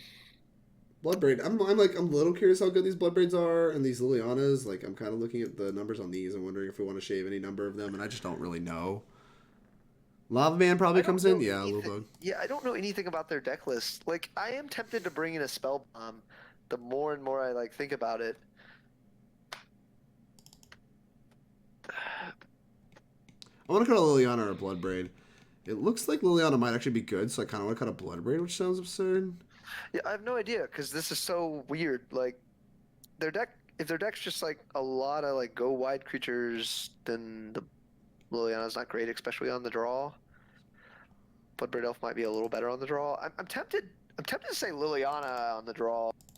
Alright. I don't Sure. know much about this. We'll follow your gut. We'll follow your gut. That's next week? Okay. I thought that was this week. I'm sorry. I'm just dumb. Completely uneducated swine. If it was a zoo deck, what we're doing here, I think is fine. Like, I mean, I would assume this is deck- closer to a zoo deck than a true burn deck. It looks like they don't have very that's many what burn I'm saying. spells. And like against zoo, I don't really want to have 4 Lilianas in my deck on the draw. That's fair. That's fair. I'd almost be tempted to have the Thoughtseize in. Like if this is Zoo, I might have the Thoughtseize over the Spellbomb or something. But I want to try a Spellbomb. I want to see how important it is. They play a lot of haste, so Lily loses value. Lil Dog? Or Ill Dog? Ill Dog. I said Lil Dog too much, I think. But Ill Dog says, yeah, they have Sparkle Elemental. Experiment 1 does not have haste, for the record. They have Goblin Guide, I believe is the card you're thinking of. Sparkle Elemental and Goblin Guide. Liliana is actually very good against Experiment 1 because they can't regenerate it. yeah. I mean, yeah. I mean, you have to pick off the other stuff. But I mean, that's what Jen does, right? They pick off all the other stuff and so Jen, great. Deal. Yes. Although this ravine continuing to look awkward. Every time I've just wanted this to be a stomping ground. Yeah. So we've played no fair matchups. This is why I honestly don't like. I just got away from 4-man lands on 24 lands. There's no way I can mulligan this, but still, I think this is just like really awkward because of this. Oh, it's fine. I mean, we'll draw the green source. We'll draw it. As Kid says, we'll draw it. Or they're going to play a Goblin Guide and beat us in the face with it a couple times. Draw it, or we might draw a Bolt, or another Inquisition, or a Fatal Push. Like, there's so many... Temple Garden. You think they have Wild Mikado in their deck? That's something that I legitimately don't know. They look like they should be a wild. Fetch a tap land. Go. What? Inquisition you. Die to this, please. Fetch a tap land. Go? What? Alright. What am I about to look at? Harmonize. There's Harmonize in their deck. I have no idea what's in their deck. Why did they do this? Collected Company. Collected Company to get 2 1-drops. Is that mana advantage? Asking for a friend. There's no way they do that. What is it? What's it? Rally the Ancestors? Is that the card that like brought back a bunch of old stuff? Concede! We did it, chat! They're dead! Isn't that the chance to play Ravine? No. We need to figure out what's going on. Honestly, look, clearly I'm correct. Look how results-oriented I am. We Inquisition them, right. We win the game. Some people really like the F6 value. Well, they really like the conceding value, too. All right, 2-0, 4-0, deck's unbeatable. What else you need to know, chat? We got it all here. We got it all. If we played I like Inquisitioning there because you're drawing to an untapped green source, or maybe they play a creature and you're drawing to, a Bolt, a Fatal Push to maximize your mana usage. You already have Spellbomb to play, and you also could draw another Inquisition. Like, you're drawing to so many things to make use of. Have no reason to really get the Ravine in tapped. And even then, like, playing Tarmogoyf on turn 2 there without any types, like, you could just lose it to a Bolt, or maybe they had a path that you would have Inquisition. There's so many reasons that our play was right there. I'm trying to decide between building Jund or Rock. What are your thoughts? Niki Wonka. Kid, would you like to provide your thoughts? We talked about this a little bit in the opening discussion, and there's a lot of opening discussion, so if you missed it, make sure to check it out on YouTube, my YouTube channel. Link to that's in the panels below. But Kid, if you want to go ahead and go through that again, at least briefly. Jund, you get to play more than 4 1-mana because you have Lightning Bolt. You get to play with Bloodbraid Elf, which is way better than like Tireless Tracker or Kalidas or all that nonsense. Jund, you get to play like Anger of the Gods, Ancient Grudge, like better side cards. The mana isn't even really that much better in black green because you're playing. You're cutting out a bit. I think we cut out. You're playing what? The mana's much better because you're playing. Yeah, in black green you're playing a ton of Field of Runes, so your mana is not even really that much better. It may even be worse if Field of Ruins. So it's like, I don't know, there isn't really that many advantages of playing black-green. Like, even against the big mana decks where you have these Field of Ruins, having Bloodbraid Elf and Bolt to turn up the heat is almost just better. This hand's great. Deal! Keep, yes! Yes! We just need lands. That's it. Alright, we'll shock this in and do the thing. Target you. Fat Kid Destroyers. We're playing against... What is this? Fat Kid Destroyers. This looks like... Teamer something. Scapeshift Wizards? I don't know. Man, this looks like a deck that can't beat Tarmogoyf. I'm inclined to agree. Thank you very much for the follow, Niki Wonka. I really appreciate it. I hope you're enjoying the content. I don't really know. Do we just take Snapcaster Mage? Like, they can double bolt Tarmogoyf, but they only have Island Stomping Ground right now. I don't really care about Spell Pierce. Oh, I'm sorry. I missed it first. Hazard 392, 392, whatever it is. Thank you very much for the follow. I appreciate it. You're the best. What are we supposed to do? This looks like a Snapcaster take to me. Yeah, I think it is a Snapcaster take. I mean, Spell Pierce. Yeah, like Spell Pierce is okay. Spell Pierce, like I just don't think is gonna matter that much, to be honest. Like, if they're gonna hold it up forever for Liliana, we're gonna Bloodbraid them. All right, I'm taking Snapcaster and Mage. Remand are like both kind of yeah. All right, go. I'm just taking Snapcaster. Blue Moon. Oh yeah, it could be Blue Moon. A Blood Moon deck would be kind of awkward, because like we have a fetch land. Are we supposed to fetch a basic? Shock. Playing around Lightning Bolt. We have another Tarmogoyf. Well, I just want to fetch a forest now. Call me insane. Yeah, I think I would fetch a forest and just play a Tarmogoyf. I'm inclined to agree. This Liliana is not even really gonna like. When are we gonna cast this when they have both Spell Pierce and Remand? Yeah, you're right. No, you're right. And like now they have Remand, so we're just gonna like beat with Tarmogoyf and maybe try to cast Tarmogoyf. I don't know. Boop, boop. Maybe we'll just probably just munch their face. Munch their face. You heard it here first. Yeah, you could have played the Liliana to try to make your Tarmogoyf too bigger. No, I don't want to do that. I think I want to put this in tapped to just like, yeah, they're just going to like, yeah, I think they're going to Remand no matter what, and I just want to try to put the Tarmogoyf in play, right? Sure. Like, I want to let them cycle their Remand and like use their mana, right? Yeah, I would just play this. I just play the Tarmogoyf. I mean, yeah, at this point, I think the Tarmogoyf's better. And like we're setting up to Bloodbraid too. Like we just have a lot going on for us here. And like if they Blood Moon us, we're still set up because we have both a Tarmogoyf and a. We should have done that pre-combat though, right? There's no. Oh, there's an instant. Oh man, we're dumb. We're dumb. Crap. Breeding pool. They're shocking. Their own Tarmogoyfs. All right. Well, that doesn't hold up. That doesn't hold up. Oh, that anything. Doesn't hold up Spell Pierce. What the hell? I have no idea, but they're about to get real Liliana'd. I mean, they're gonna bolt their Liliana, but deal. That's fine. Hey, look, this one. This one's good. Oh no! What happened to your Spell Pierce? Why did they? I have no idea. Oh, because they want to block and hold up Bolt to kill it. I guess they're just Bolt my Liliana beforehand. Deal. Hit you for 5. Look at we made up the point by the misplaying. Come on. These plays just honestly. Come on. These plays, these sick plays from our opponent. Serum visions. Maybe they'll tap out a blue gun. Now their Spell Pierce is probably not getting any equity. Nope. All right, my turn. Another Bloodbraid. That's a deal. Green. This one. Dead? Are they dead if they don't bolt? Yeah, they have to bolt the Bloodbraid, which is hot. Ah, yes, before it resolves. Take your bolt. You're dead. No, oh, no. I Spell Pierce it. No. It's fine. Everything went awful. How did this happen? These friendly plays going on. Yeah, this is friendly. Just a very past friendly league. Goyf. Chad didn't want to play the Goyf that one turn. We threw it out there to get remanded. I take Snap History, everything else. They have 1-for-1. John's fine with that. I agree. Yes. Yeah. I mean, as you can see, that's kind of how this played out. We took Snapcaster. Everything else has been 1-for-1s, except this is a 2-for-1. Yeah, so I think the Snapcaster was super right. Yeah, agreed. I mean, that's generally always right. It's like you're playing John, you're looking at spells on a Snapcaster. Just take the Snapcaster. Oh, no. Oh, no. Oh, no. Oh, no, Madcap Moon. Oh, no. All right, I'm going to cast this one right here, targeting that. Does that resolve? Oh, it did resolve. Makes our Tarmogoyf bigger. It makes our Tarmogoyf a 6/7. Bolt it! You're dead, kid. You're dead. They're going to Vapor Snag it. Oh, no! You don't want to play Magic with me. But you're supposed to destroy fat kids, and I'm a fat kid. Why am I not getting destroyed? It says so in your name. All right. What do we like? What do we like? This card seems absurd. This card's probably good, too. Yeah, I don't know. I mean, probably. I like Ooze. Yeah, I'm here for Ooze. I don't know if I want this. Probably not.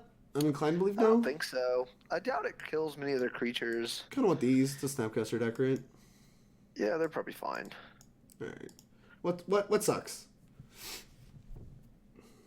I don't know much about this list. Like, if they're pretty tempo oriented, like the Dark Confidants, especially on the draw, might not be the. I don't.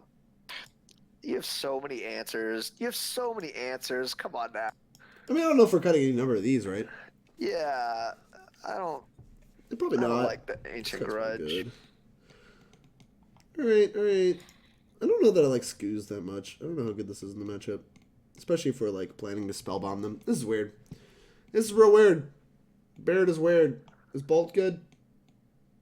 I really don't know what creatures they play. I mean, Bolt doesn't kill that many things. I would assume it's like trackers if they have like fair cards, and then like literally just like snapcasters, maybe clicks, and like platinum Imperiums, right? And, like I'm tempted spells. to say on the draw, the Dark Confidants aren't great.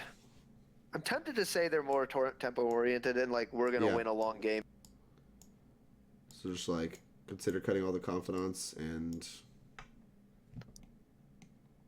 I really don't want all these. Yeah, I mean, I could see Bolt being bad. I don't actually know what their creature base is.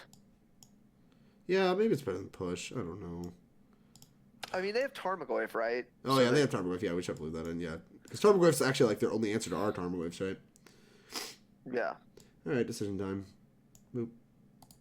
Ironic that we're bringing in like more expensive spells against a like tempo deck, right? But I think it's still fine. Like we'll just cast it. Like Remain's just like not that powerful of a card even against this. Like half the time as tempo decks, I would just bring out Remain against Sean. I don't know if it sucks. I think they play Pyromancer sometimes post board. They're just gonna be a Blue Moon deck with no combo, just post board. Yeah, that's fine. Yikes. I mean, this has no black mana. I think you can do better. Yeah, like, it's close, but...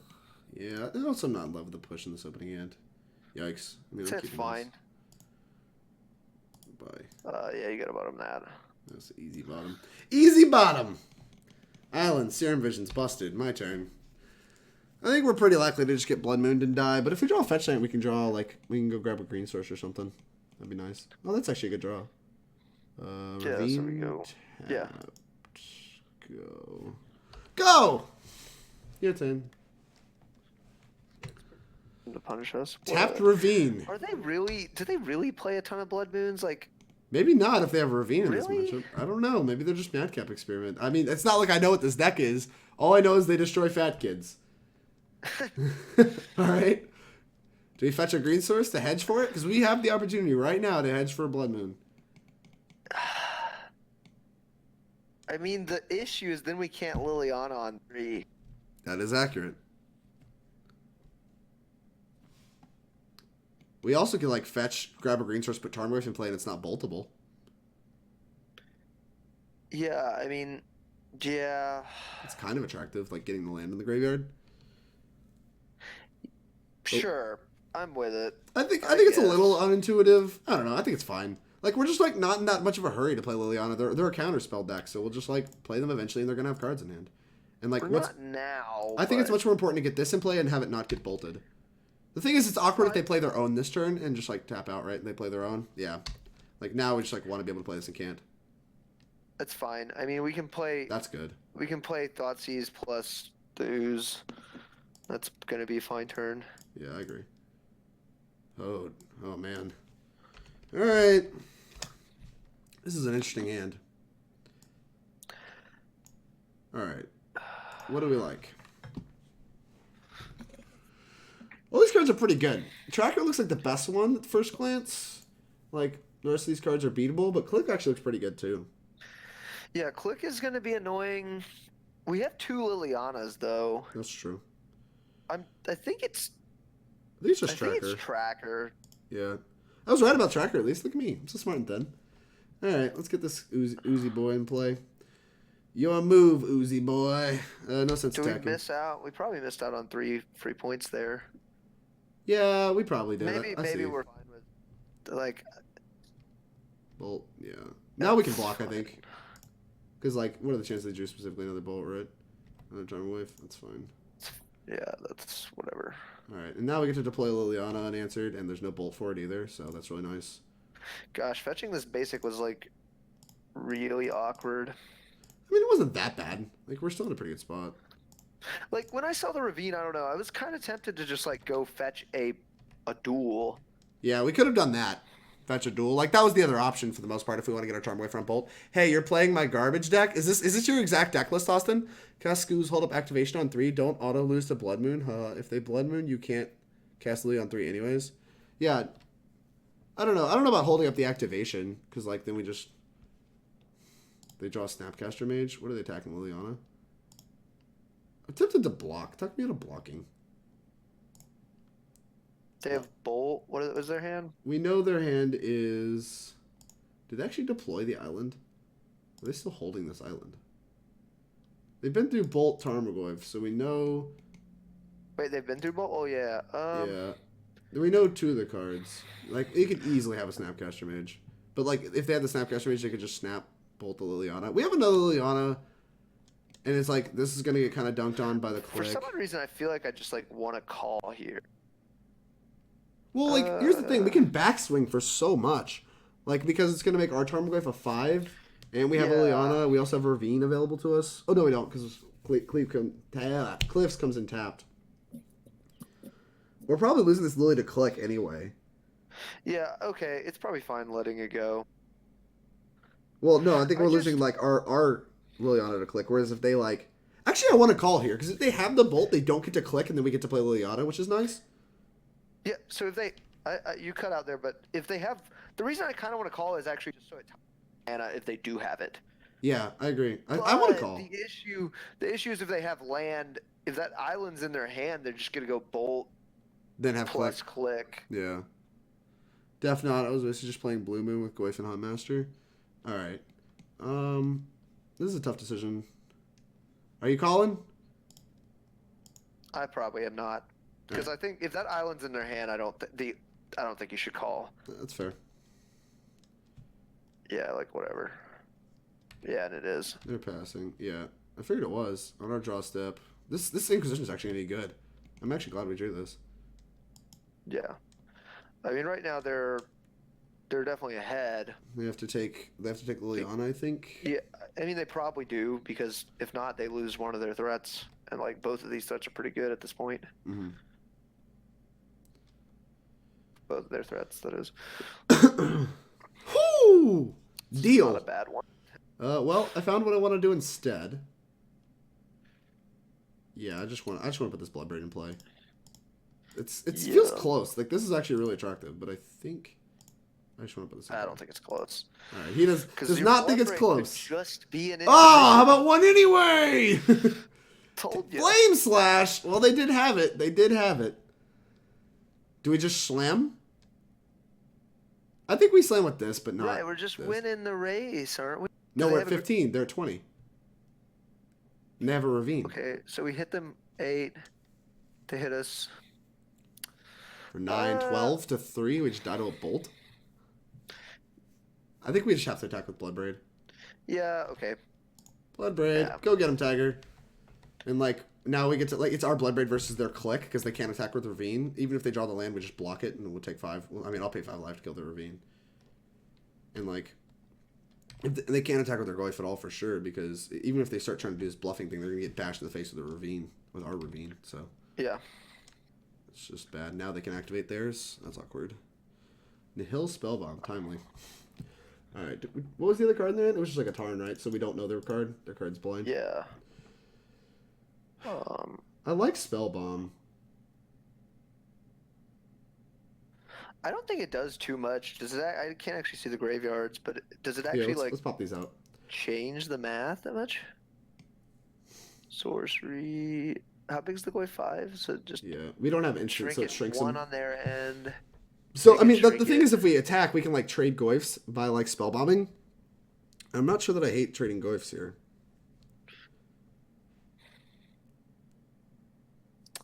Although no, I do because then the Ravine thing is bad. So we should just play Spellbomb and cycle it off the basics. I think so, because I think we have a lot of the Goyfers. They don't. I think our Goyf is pretty important. I agree. All right, it's that trigger, right? So we just. I'm trying to look if there's any way. There's no way we. We what? Cycle it and make our Bloodbraid beat up Goyf in a fight. No, that would require too much. And also, like I said, that opens ourselves up to getting Raging Ravine. Okay. Do I just pay a black? All right. Well, yeah. Now you do. Well, once it's gonna ask me, I assume. Yeah. Boop. Yeah. Boop. What do we got? Scoos. That's a deal. I feel a little dumb now. How are they still 5/6? Oh, we put Artifact in the graveyard. That makes sense.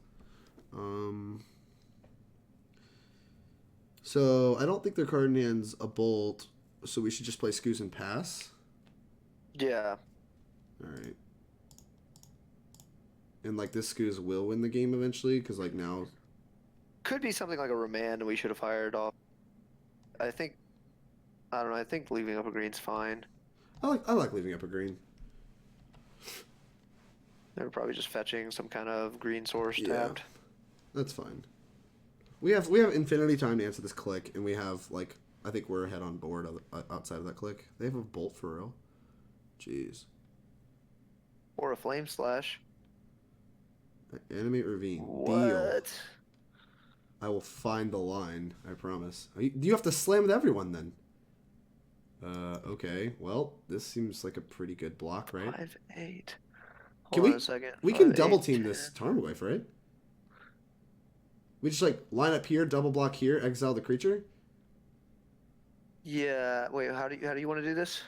Well, currently I'm looking at Bloodbraid and Scavenging Ooze on Tarmogoyf, exiling Scavenging Ooze from the graveyard, putting a Scooze to a 3/3, and this is a 3/2, and he can't kill both because it's a 4/5 now. And then we just kill the Ravine and we take 3. And then we hit back for a lot.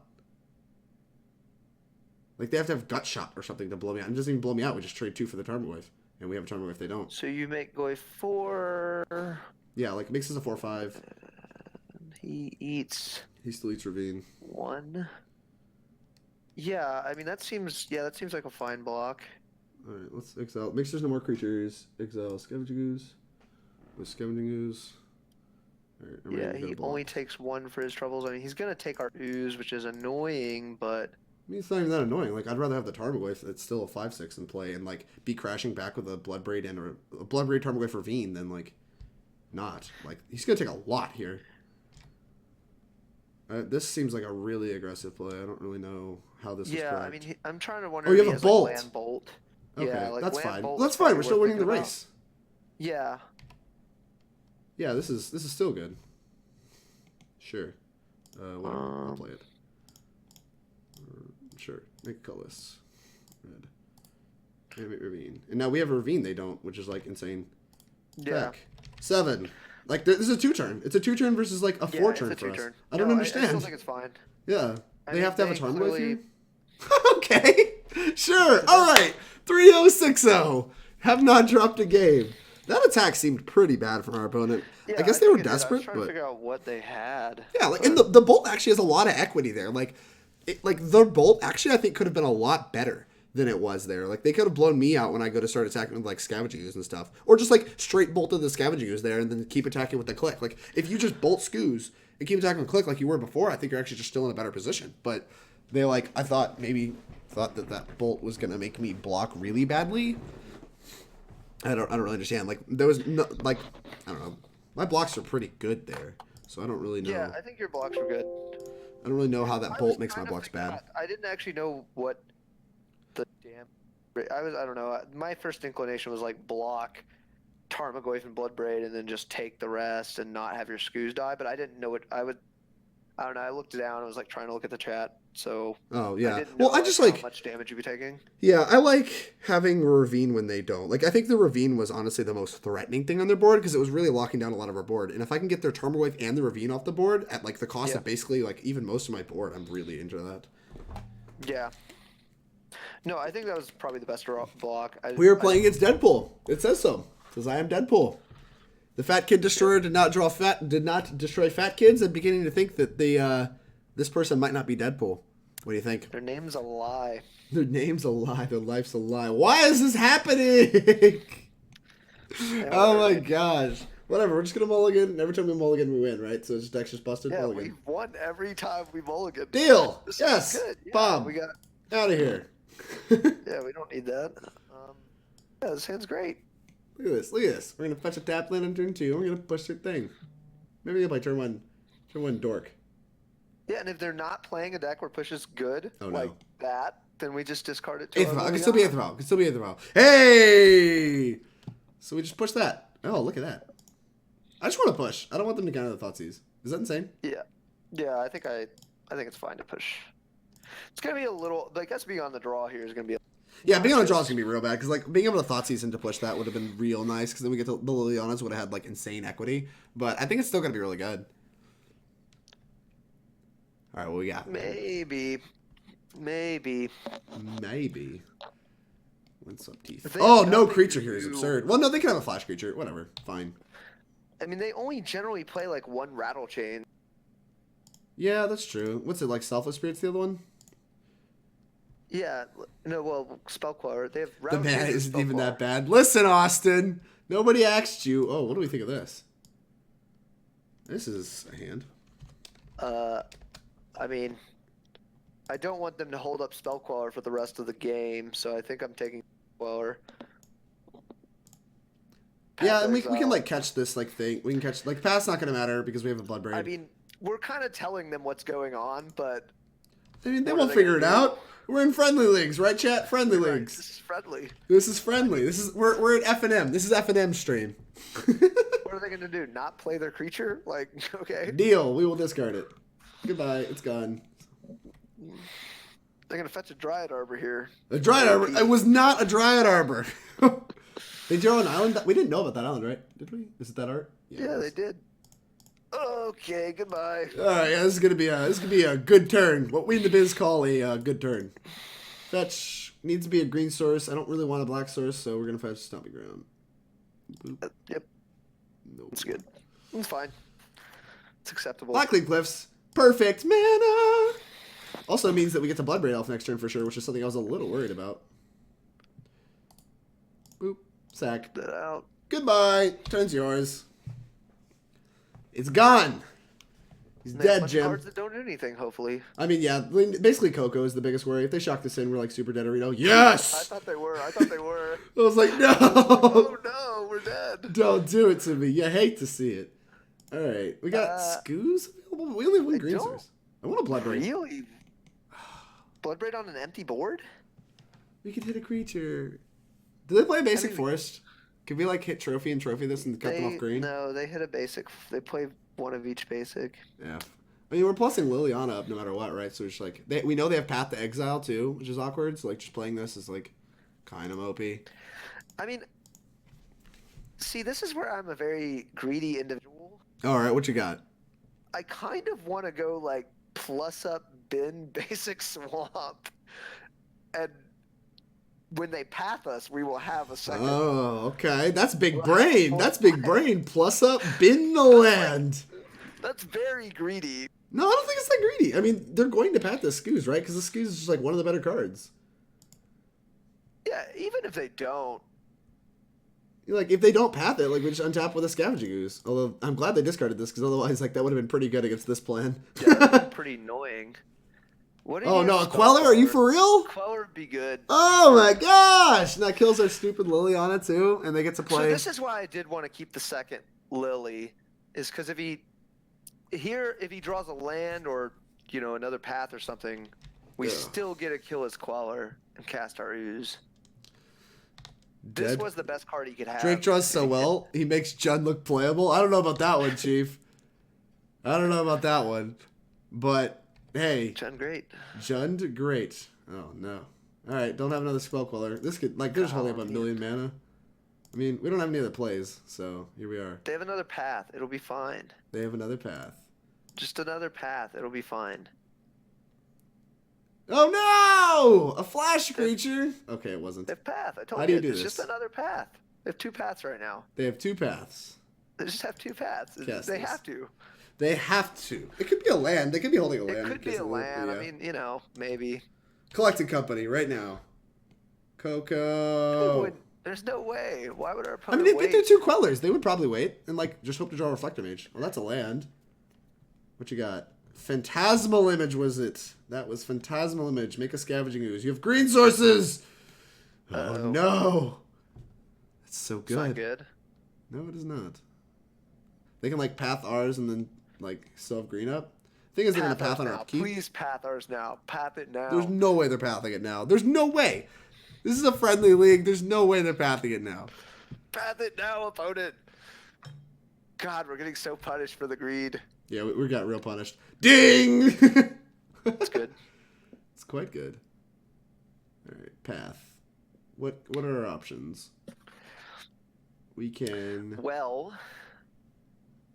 We We want mean- this to happen. Yeah, so I think just let this happen, right? Yeah. And then we plus our Liliana, get a forest. Get a forest. Yeah, we plus our Liliana, bin a Bloodbraid Elf, and then we can kill, return a Bloodbraid Elf. All right. Right? Well, they Is have no that cards in like hand. Are we that? plussing this for real? I guess we are. Yeah, so we can kill their next creature. All right. And then we have 2 Bloodbraid Elves and a Liliana against nothing. What if they wait? What if they wait and just like go to untaps? What if they call Huh? our bluff? What if they call our bluff and sniff out Kolaghan's command and like wait to untap? What? It's a phantasmal image. Just kill it now. Well, they It have, just dies. It dies. It's a phantasmal image. but they can respond to this trigger. No, it sacks when you target it. It just dies. They can't. It could be a 12/12. It would just still die. No, but the point is, they have a green up and can exile the. You're right. I'm dumb. So I said, You're what if they right. call I our see. bluff? They won't. They Yeah, did not. see, All right, look, we got them. They definitely should have, but whatever. They should have. I'm dumb. I was thinking totally about the power toughness of I it, noticed, not but I thought you were planning to do this, but we got there, so whatever. Choose target creature return. Yeah. Okay. So I was being silly. I don't know if it's I thought silly. I so. mean, it is a play, and it did end up working the way we wanted it to. But it's just I like, think it's either that or we don't have a Liliana on 2. yeah. Then if they draw like any creature, kind of in Fortunately, trouble. they did not call and untap with their 2 green sources. But Moorland Haunt, Jesus, that's a good one.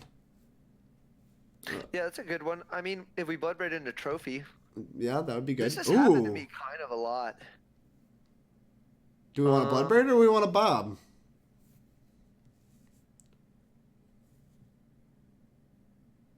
This is weird.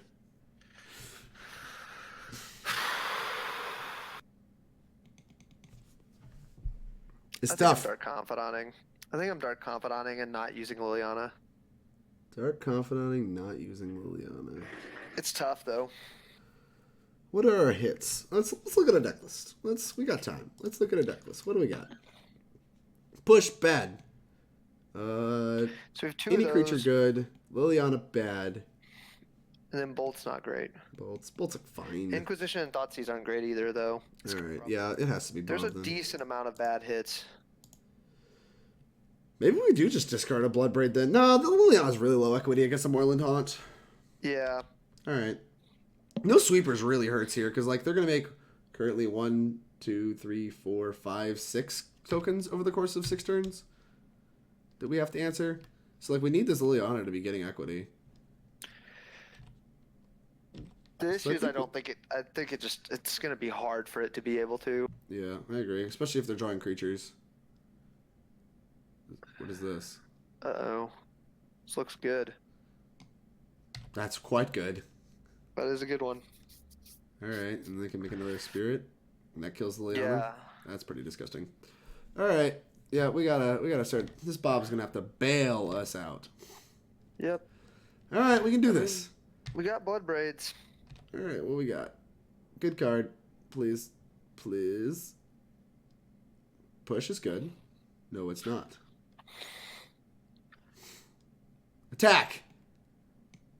They block. We push. They still have like a million guys. We can't do that, so we just have to Bloodbraid and hope to hit. Yeah, we Bloodbraid. I mean, we can hit Kolaghan's command. We can hit push. Push is or we now can a good Bolt, hit. Sorry. All right, fine. Push and bolt now good hits. No discard. Ding. This is awkward though. I really want to blow up Moorland Haunt. I don't know. It's weird. God. It feels like we're more likely to beat a Moorland Haunt. Like, because we're literally a fetch land away, right, from being able to beat the Droxco Captain. But if they draw Image, we feel really dumb, right? So if they draw specifically Image, we feel really dumb.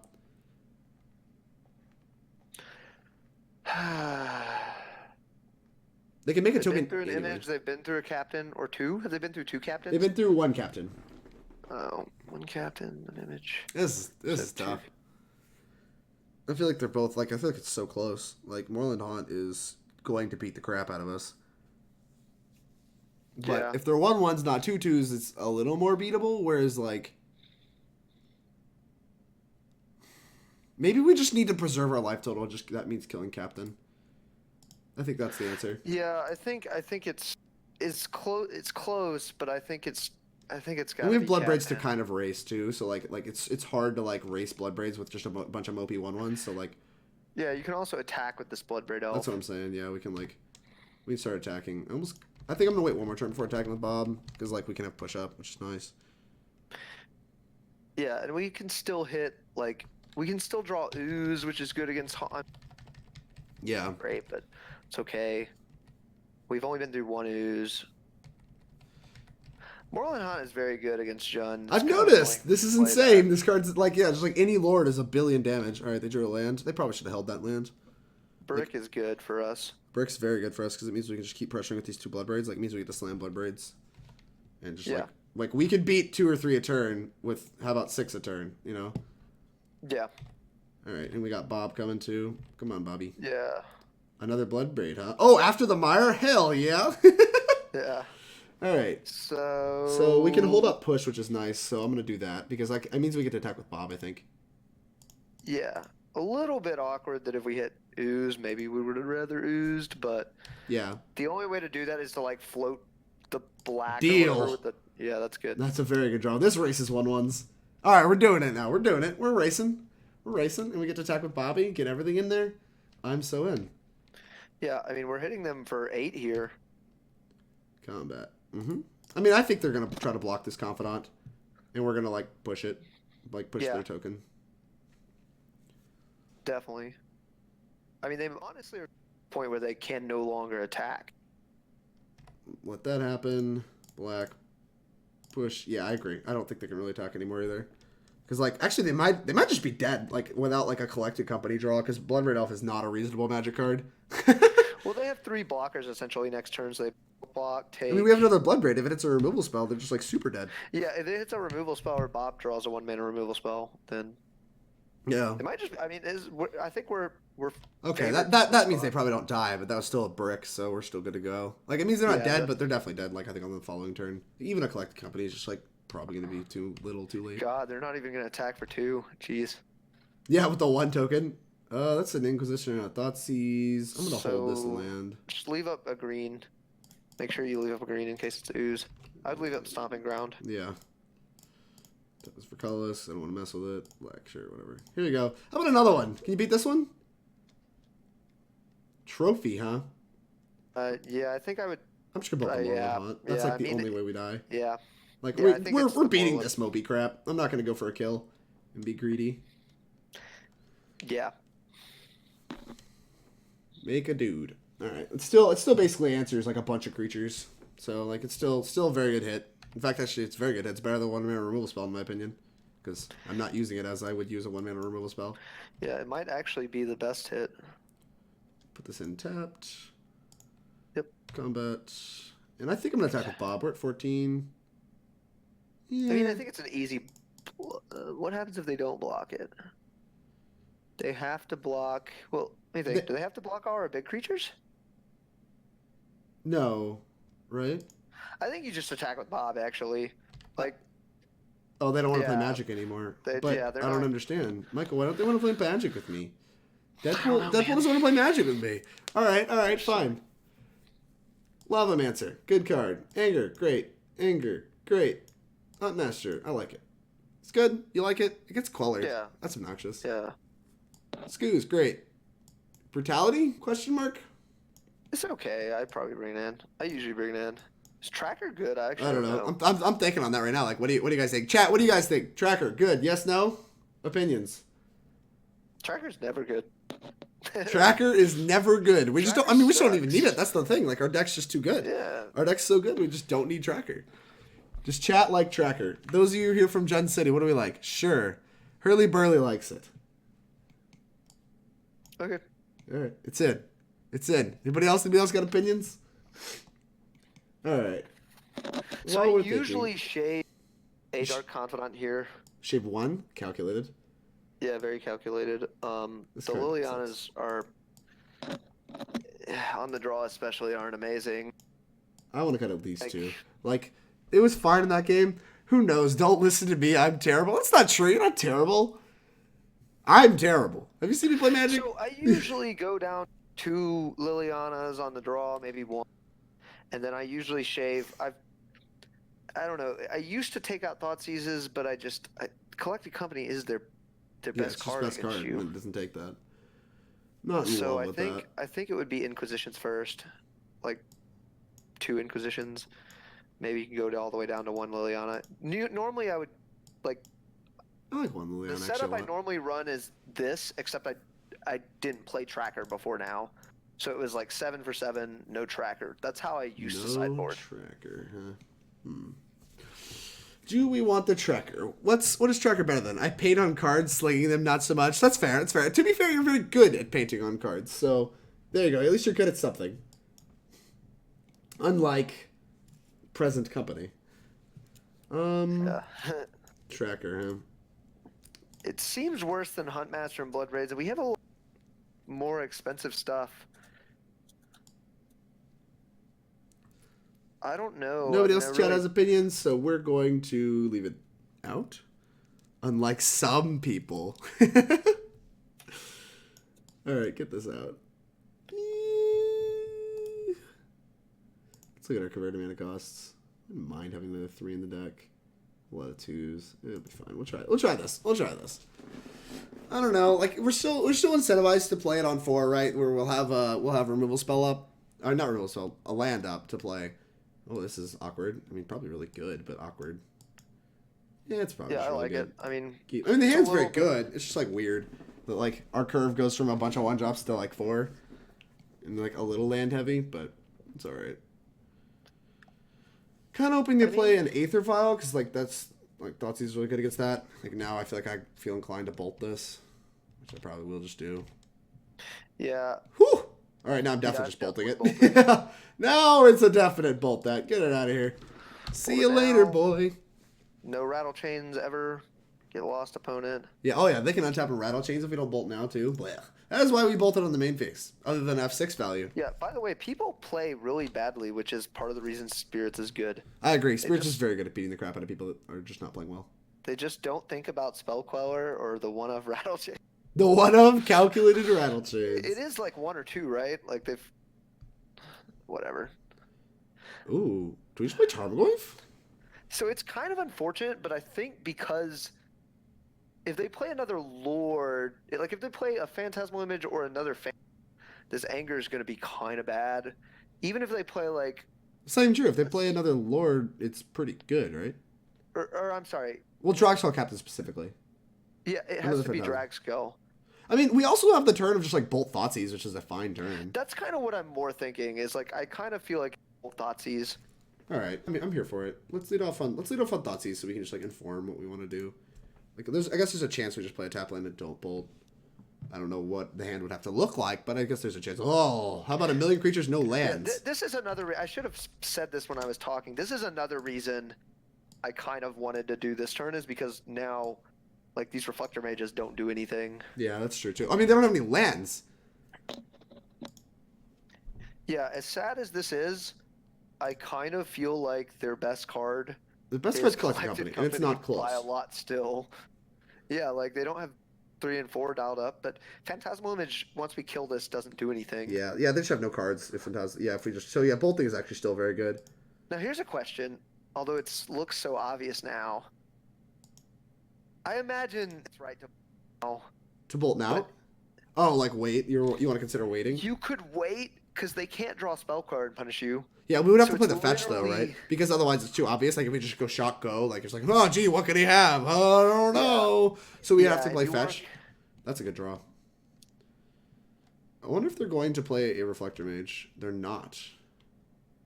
Interesting. Nah, who cares? Do we still play Confidant? Oh, I mean not Confidant, Tarmogoyf? Just try to get them to like put it in play. Yeah, I think if we draw another land, especially because we drew another Tarmogoyf. It's awkward. Like we'd like to be able to double Tarmogoyf, but like if we draw another land, we get to go Bloodbraid, and then we get to go double Tarmogoyf theoretically if it's a green source. I don't know. Like I also want them to start putting creatures in play because of Anger of the Gods, and like Reflector Mage is just a free creature we get. Yeah, I think Tarmogoyf's fine. What if they don't and they just Phantasmal Image it? Is that like horrific for us? You have so many spells in your deck that I think you're fine with that. All right, I'm gonna fetch a forest. because I just don't think we need anything else. Fetch basic forest. Alright, we're going to play a Tarmogoyf. This would be a little awkward if you didn't, like, the fact you drew the second Tarmogoyf too, like, if you do draw a land for Bloodbraid Elf, you're less likely to Bloodbraid into a Tarmogoyf and That's end true, up in this awkward spot. That would be really awkward, yeah. Yeah, and I really don't want that to happen, so... They cycle their canopy. What? That's insane. Wow, what a man. What a monster. Deadpool does not have any reservations. None whatsoever. He's just a man. Just a man. Monster. Alright, Tarmogoyf is gone, and you can make 1,000,000 copies of it. Tilt. No. Alright, that's fine. I mean, I kind of want to incentivize them to put more creatures in play anyway. Like, kind of show some weakness, and, like, that way they, like, extend into this anger. Like, the whole point, this whole, like, interaction we're doing right now is just, like, literally trying to make this anger as good as possible. And, I mean, it has the opportunity to be very good, so. Yeah. I think sometimes you just have to, like, anger when you can. I mean, not here, because the Reflector Mage isn't that good, but obviously it was a different creature. Oh, no. So they have company? I love how they've, like, now, like, kind of land flooded, like, Cracking Canopy when they had no lands. They have to literally just have company, right? It's just like Reflector Mage. And well, yeah, it's Reflector Mage Image are the other two cards. I mean, if I was him, I'd probably just cycle the... Maybe Instep? I don't know. Maybe he does have company. So what's best against company? Bloodbraid? We could double Bob tap land. Fatal Push is weird. Goyf. I want to play a Goyf without playing a land and see if they spell Queller, because that could be it too. Yeah, that's a good If one. they spell Queller, then I want to anger. Tarmogoyf. Yeah. If they don't, another Tarmogoyf. Yeah, if they don't, we just play Tarmogoyf and then tap And then land. we really push them into playing, more creatures into Anger of the Gods kind of thing. Yeah. Unfortunately, they do have another Reflector Mage dialed up, but I mean, that's fine. They can't. Well, yeah, they point. can get rid of both of them, but they don't have the mana unless they draw another land. And I think they want to crack this canopy and stuff. Yeah. So, like, they want to crack this canopy, and now they definitely can't double Reflector Mage unless it's 2 images. And, like, even if they do, like, this Anger's just going to be absurd. Like, if they put, like, a bunch of cards in play, I do not mind taking the turn off to Anger 1,000,000 times. Yeah. And, like, playing a Reflector fine. Mage here does not make me, it does not make me play. Well, this is fine, because now, like, there's so many good hits off this Bloodbraid Elf. Yeah, that's true. Yeah, whatever. So they have 2 cards in hand. There's a Huntmaster that fells. Well, I just want to play that, right? Like, just start, like, because if you flip it, it just guns this down, and like that way they always have to play on their main phase. What does he play? He's played the other.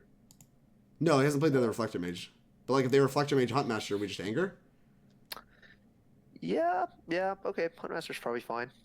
I like Huntmastering here a lot. Like, not getting it quellered too is also just like so attractive. It does make our anger like look a little bit worse, but I think I'm in for the long haul in this anger. Like, I think this anger can be like back-breaking and game-ending, and it's just like, do we slam? No, that lets them trade. I mean, we're.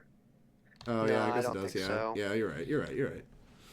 Lets them trade. We're still on the anger long haul, and like they have to play spells in their main phase for the rest of the game, or like this thing will flip, and like also forces out the Reflector Mage on this, and then we get to anger and get rid of everything. And if we have any spot removal spell, like this thing's just so exposed.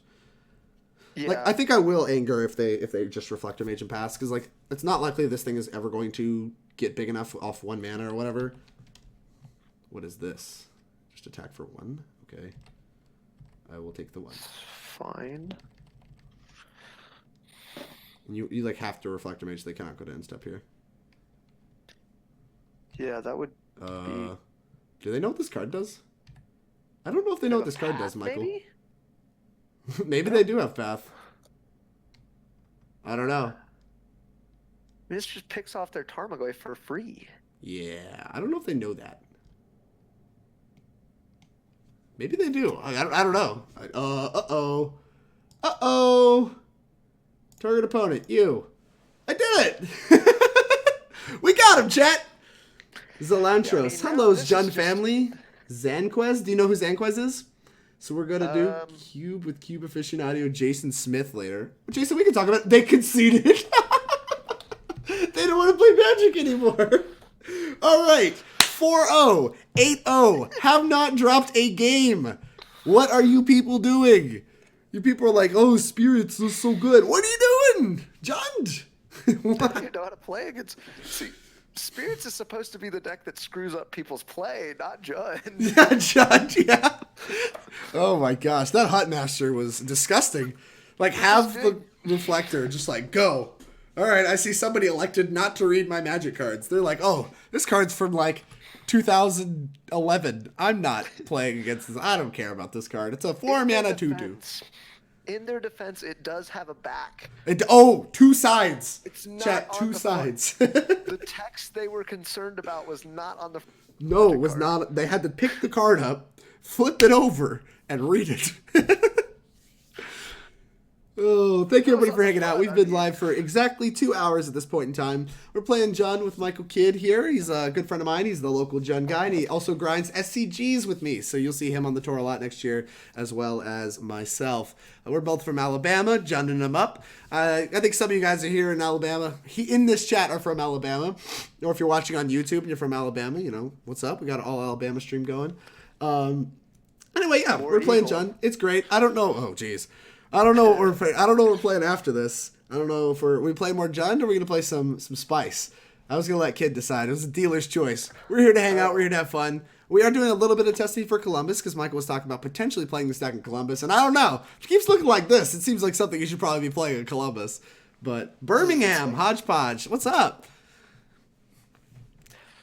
I don't go to Birmingham too much, but I am there every now and again. Sorry, I keep interrupting you, Kid. Go ahead, Tuck. Oh, that's fine. Where did Will go? Will? I don't know. He's probably off doing bigger, better things, playing some weird lands. I don't know, man. He's just watching. He's like, oh, Jund too great. Jund too great. Just refer him to the YouTube link. I'll get you the YouTube link when it goes live on YouTube, probably tomorrow, and you can just spam it at people. Be like, Jund great. Look, Drake trashed this deck at one point in time. Look at him now. He's seen the light. 4080 in Modern.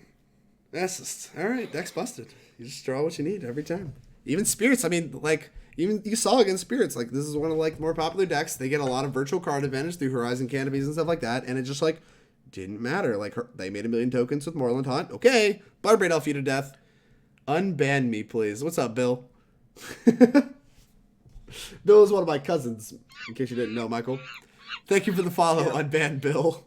I don't even know which one of your accounts is banned, Bill. This hand looks good, but depressingly with like this. Still not a stomping ground. Dude, the theme of this league has been, please make this a stomping ground. I almost just want to try Jund with no manlands. Or like one manland. Like what? This is so frustrating. We just like cannot afford to play tap lands, but we have to keep this. Does not happen all the time. Oh yeah, I mean, dude, we got. What do you mean it doesn't happen all the time? It's happened like 4 or 5 times in this league. Is that your account, Bill? I can hear. I can see if I can unban that for you. Is it literally just unban? Artificial. Why are you chiming out my cousin, my poor cousin? Prairie Stream tapped. All right, is this blue white? Well, we have another Inquisition, which is good if we miss. See, we got things to do with our mana. I'm telling you. So busted. It's so busted, ladies and gentlemen. Oh, it's Bring the Light Shift. That's sweet. I'm a big fan of this deck. This hand is quite poor. Yeah. Oh, they mulliganed, right? No. Yeah, they mulliganed. Yeah, this hand's like just not good. All right, let's get a snip. The issue is now that second Inquisition doesn't actually do anything. I mean, it's fine. We can just like wait a turn on it. Like, I'd much rather the second Inquisition not be doing anything because their hand's bad than like them having a good hand, right? So the issue is if we do wait, they draw like. I guess the only card they could really draw here is Remand, right? Like if they shock and say go, well, they didn't. All right, yeah. Land. Ding! Ding! This deck is busted! Get 'em! Alright, we're gonna play Confidant because they just don't have nothing going on. They don't have path. What do you mean? What do you mean? No, I mean, I just kind of wanted him to. Alright, they have a Cryptic and a Bring to Light and a Shift still. I mean, actually, like, they are making land drops, which is pretty bad for us. Alright. I'm not playing the second Bob. I think I'm just gonna play a Tarmogoyf after combat. I'm gonna go to combat and attack, and then I'm gonna play Tarmogoyf. Just try to get the beats going, and then like we'll consider playing other stuff. Well, I also want to get this on like under Cryptic. It's just like we have like beatdowns. Oh, for sure. Whereas like redundant stuff like these are just worse. Yeah, not Hey, having they're the lands, missing. like the fact we have spells in hand makes it. Yeah, I do. They're missing on Tarmogoyf cryptic there is so is big. better. Uh-oh. All right. I want an Inquisition, I think, now. Like, there's 2 unknowns on their hand. And it could be counterspells. I want an Inquisition, you try want to, to do like, that clear the now. Goyf. Yeah. Let's Inquisition. Let's see what's going on. Jeez! Alright. Well, we're not beating them if they put lands in play. It's just not happening. So our plan is to kill them before they put lands in play. So let's get... What attacks for the most? I guess we don't really have much of an option. Let's just get the Scoos in play. Attack. Yeah, it's gotta be Ooze. Yeah, attack with everything and ship. It's time to switch the car to R for race mode. You're banned from talking in Biotrix chat for more. What's up, Joyri Akima? Hello from Netherlands. Jun, great. You're really from Netherlands? Wow, that's insane. Welcome to my stream. We're from Alabama, so we don't know anything about the Netherlands. Do you like it in the Netherlands? We're beating up on, I don't know, Gordon FR playing some Bring to Light shift. Bring to Light player. Uh-oh, that's a cryptic. That's bad for me. All right.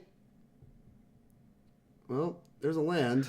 Yeah, the issue here too is our board is just like gonna get swept up by, like well, they're letting us attack. I'm kind of surprised. Settle the wreckage. I don't know. Yeah, they're probably just planning to Bring to Light us, like hit a land and Bring to Light us, or they're gonna cryptic bounce something in step. I don't really know. So they're dead no matter what. So I think you just gotta pass here. Just gotta pass. I mean, we also can like set up to like Kolaghan's command them in step or whatever. I mean, the issue is if you play a couple things, if they hit land, they Bring to Light for a sweeper, and then you like didn't accomplish anything. Yeah. But this is good because even if they Bring to Light for sweeper, Kolaghan's command, return something, shock them or something, and then we're drawing to a land to kill them with Raging Ravine. Mm-hmm. It makes sense too that they are waiting on their cryptic command because like they're obviously just gonna wait for a lethal threat. So I'm going to just Kolaghan's command them in step.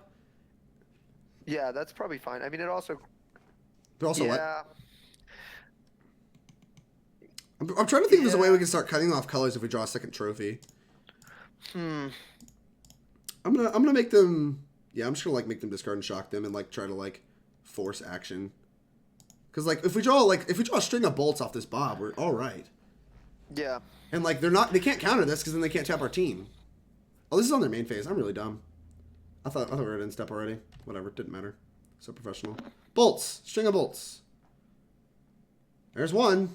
All right, so now they have to tap us down, and we get to go. Well, they're dead. They're dead because they fetch and die to bolt. Oh, okay. Yeah, you're right.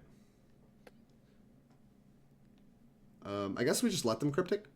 Yeah, I mean, I don't know what they could have, but yeah, I'd let them. I don't know what. They have Nourishing Shoal, Pitching Scapeshift, Gate for Life. John, what's up, D-Rocker? How goes it? We're about to kill a Scapeshift player. Just facing all the bad matchups. I've never played against Scapeshift, I think, online. All right, Bolchu. Dead. Clapped. Look at that. We are currently 4-0. 8-0. 9-0. Oh, 9-0, correct. 9-0. We are up a game in the last match in this league. Been live for just under 2 hours. We're doing the work quick. 2 hours. 2 hours. Go through a league just crushing clowns. Crushing. This is my inclination for what I want off the bat. I can't really think of much else. Like these cards just seem good. The Ooze is... I do like Ooze a little bit more against this deck because they don't play that many Snapcasters, do they? Yeah, they play like 2 Snapcasters if I remember correctly. It's not that many. I don't know how much I like Confidant. I guess Confidant's like good enough on the draw. Whoa, I don't know. It's awkward. What? Get out of here. It's awkward. I mean, I think it's just three push and a trophy. Like trophy, trophy. So it's not like trophy's moving anything out of your line. I guess that's true. Well, don't they play like some Planeswalkers? They sometimes play Jace, but they don't have enough ways to keep the board clean. Like Jace out of their deck is not that big of a thing.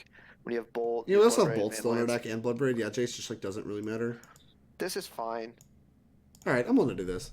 I like this. It still feels like our deck's like it just gets even more clunky. So like, I wonder if they're supposed to even remand against this post board because like we do get worse against remand than we are normally. Like, well, what cards?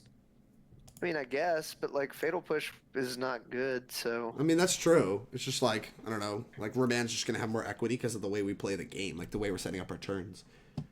Like it's not that it's like. By the way. Oh, whoops. Go. Drake, by the way, is a hater on Dark Confidant in this matchup. I have no idea. Oh yeah. He's just wrong. I just don't think it's that good. I don't think it's that good. Oh man, they mulligan to 6. I mean, there's no way we're mulliganing this, so keep. Like this hand's good. 8.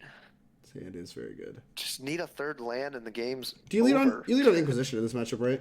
Even though there's like a million things that we like want to take, because it's awkward. Because like if we draw running lands, we want to go like here, right? And like this card's like kind of hard to fit into our plan. Well, you can do that on turn 4. It's fine. I mean, you want to take their ramp in the early turns. Okay. But how do you like lists that are lower on Bob and BBE? I like Bob and BBE. I think those cards are great, and I would like to play those cards. They feel like some of the reasons to play the deck. But I mean, as for exact specifics on shaving them, I just don't really know. Kid, do you have thoughts on that? Like I 3 mean, I each? played both. They have a bunch of ramp here. Well, I kind of want to leave them with Prismatic Omen. It does let us get scape shifted off 6 lands, but like, it is weak to like. Yeah, it doesn't. Yeah, I think the Elders buying you time against Tarmogoyf are just better here. I think we're just Like, taking I Elder. could see it being an enchantment being worth talking about. Yeah, sure, to make the Goyf bigger. But I mean, That's even about getting the creatures in only the yard's gonna be. Yeah. They have 2, never mind. They have 2. It's gonna be pretty easy. I was going to say something really dumb. Well, they mulligan pretty low, so they're just like low on resources anyway. So like they have to actually still get up to 6 The physical Prismatic lands. Open actually also doesn't let them cast Bring to Light and Cryptic Command. And Yeah, when it I say does. Bring to Light, I mean Bring to Light. No, Oh, no, you no, like I mean, it doesn't give you the lands to do so? Elder That was a gives you very a good land draw. to do that kind of thing. I'm playing basic forest here, right? Oh, whoops. Oh, no. Yeah, we should have. You're right. Dumb. I mean, we have to Because if we fight Shark no draw matter what. But Blackcleave yeah, if we draw Cliffs. Blackcleave Cliffs, I feel so much smarter. But we're already at 18, so it shouldn't matter. But if it does, then I feel dumb. So I think it's just fetch Blood Crypt, play Tarmogoyf here. Yeah. Feel like a goof if we draw the Blackcleave Cliffs. Anyways, so I played 3 Bob before. I mean, I don't know. I just didn't feel like your deck had the like 1-drop, like the discard spell or removal spell into like 2-drop hands as much as you want. And like Bob is, you know, it and Goyf as you want. Like Ooze isn't really that good in that spot. It's so mana intensive and whatnot. But like the strong starts without 4 Bobs, I mean, you just don't get those as often. You don't mulligan as well. Mm-hmm. That's kind of my thoughts on playing less than 4 Bobs. I And respect then my the Bloodbraid opponent's Elf. choice in basic lands. Yeah, this is strange. Oh well, Dandelion Plains though. Dandelion Plains? Dandelion Plains is good. I don't know about the forest. I'm not super in on forest, but the Dandelion Plains I'm here for. All right, we have 2 cards that we don't know in their hand. Drew Bloodbraid Elf, it's a very good one. So here's the question. We just want to slam Lily instead of Thoughtseize, right? That's like kind of... Yeah, I think we play Liliana and we make sure, I can't actually see, we make sure our Goyf is a 4/5 after this thing. Yeah, our Goyf is a Foul 3/4 off. currently. So I think we need to discard something. I don't actually see the type. We need to make sure this guy's a 4/5 after this. Let's see. We got plus creature, sorcery, land. up. Oh, then I probably. I mean, they're likely to play an instant. I'm slamming Liliana. Yeah. I think you're just dunking your own Liliana here. Yeah, and here they're gonna play Remand, which That's I'm not fine. sure I agree with it being in their deck post board, but I'm here for it, I guess. Notably, It's we fine. are 2 lands away from dead to a scape shift. I don't know if they have it. Like, we don't know about any lands in their hand. I don't think we know anything in their hand anymore. But this they looks have like to- passing. Yeah, which is fine for We us. have 2 discard spells now.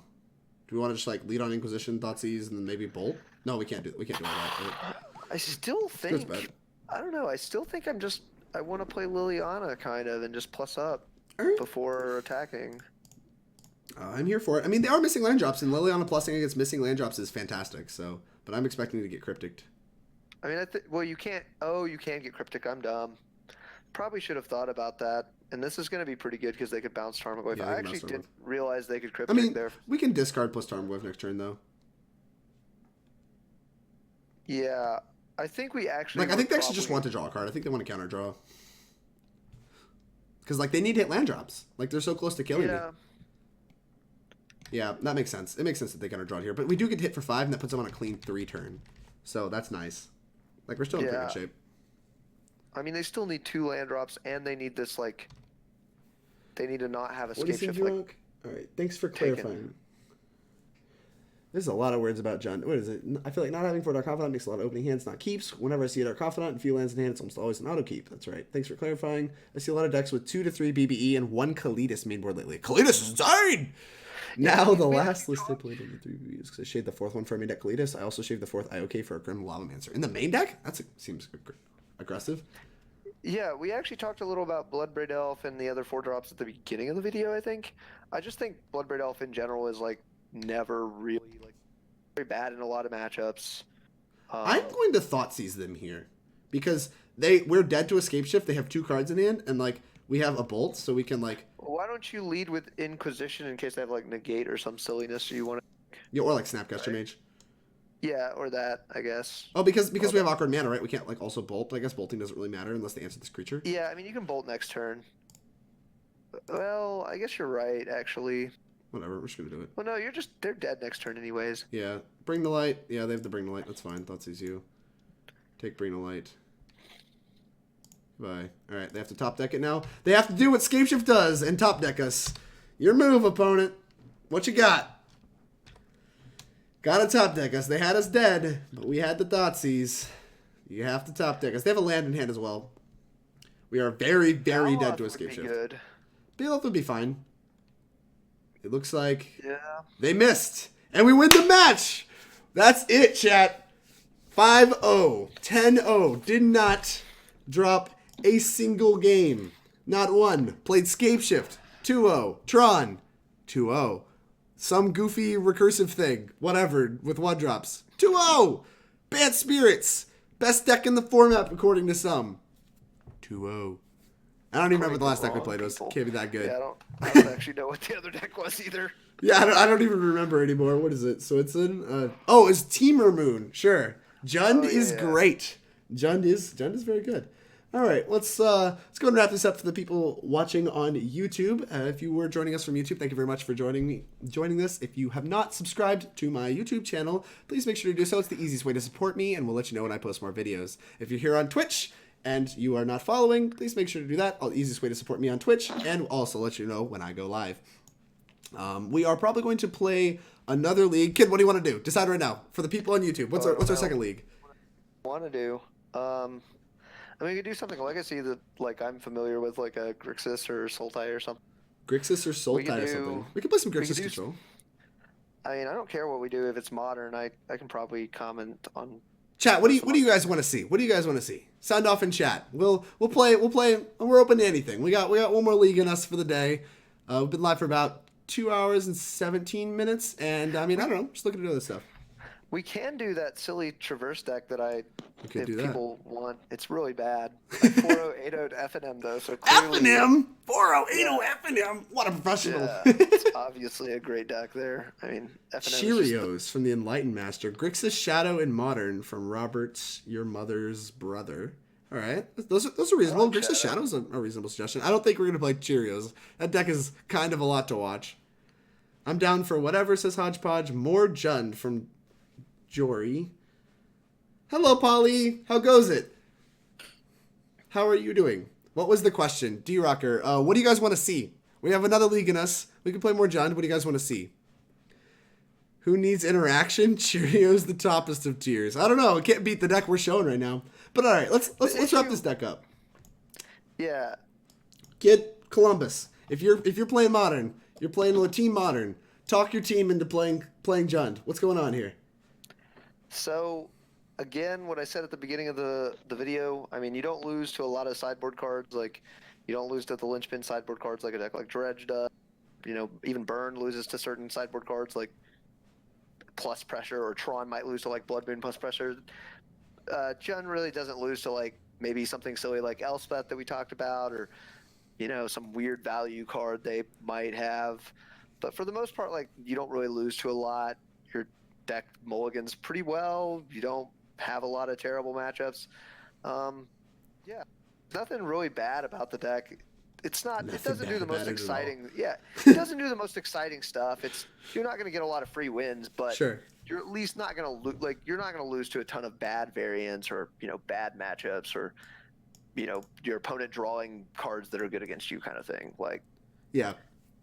All That's right. kind of been my argument. There you have why it, I've Jund. stuck I with it. mean, I think we played it. I think we played it fairly well. I think that Jund is in a pretty good position. I think you definitely have a good head on your shoulders for Jund, and I mean, I've trusted you to play Jund in my modern seat for my team tournaments multiple times. I think you're a very reasonable Jund player, and I mean, I think we really got to see the power of the deck illustrated in this league. I mean, just not even dropping a game, even against some of your bad matchups like Tron and what's it called, and Escape Shift. We just didn't even drop a single game. It was just like we were very clearly prepared. I felt like every single match we got better after sideboarding than they did. I'm doing well. How has the stream been today? The stream's been fantastic, Polly.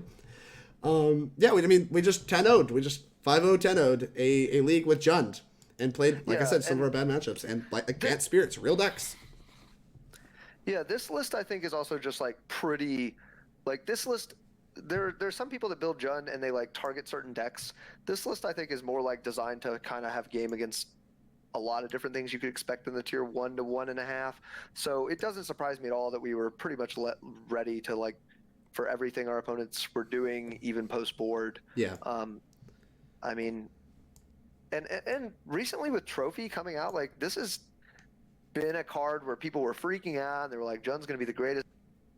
Now all of a sudden people have been talking badly about the card. I mean, it really does like solve some of that issue of in Modern you go into, you know, a field where it's like, what if my removal spells are dead? Trophy, very rarely dead. I mean, yeah, for sure. I mean, destroy target permanent. It's hard for that to be dead. People need permanents to win the game. Yeah, very rarely dead. So Jory, this will be up on YouTube tomorrow, I believe. It usually takes about a day. I mean, it might be up like later tonight, but yeah, it will be up on YouTube later for you to go back and watch.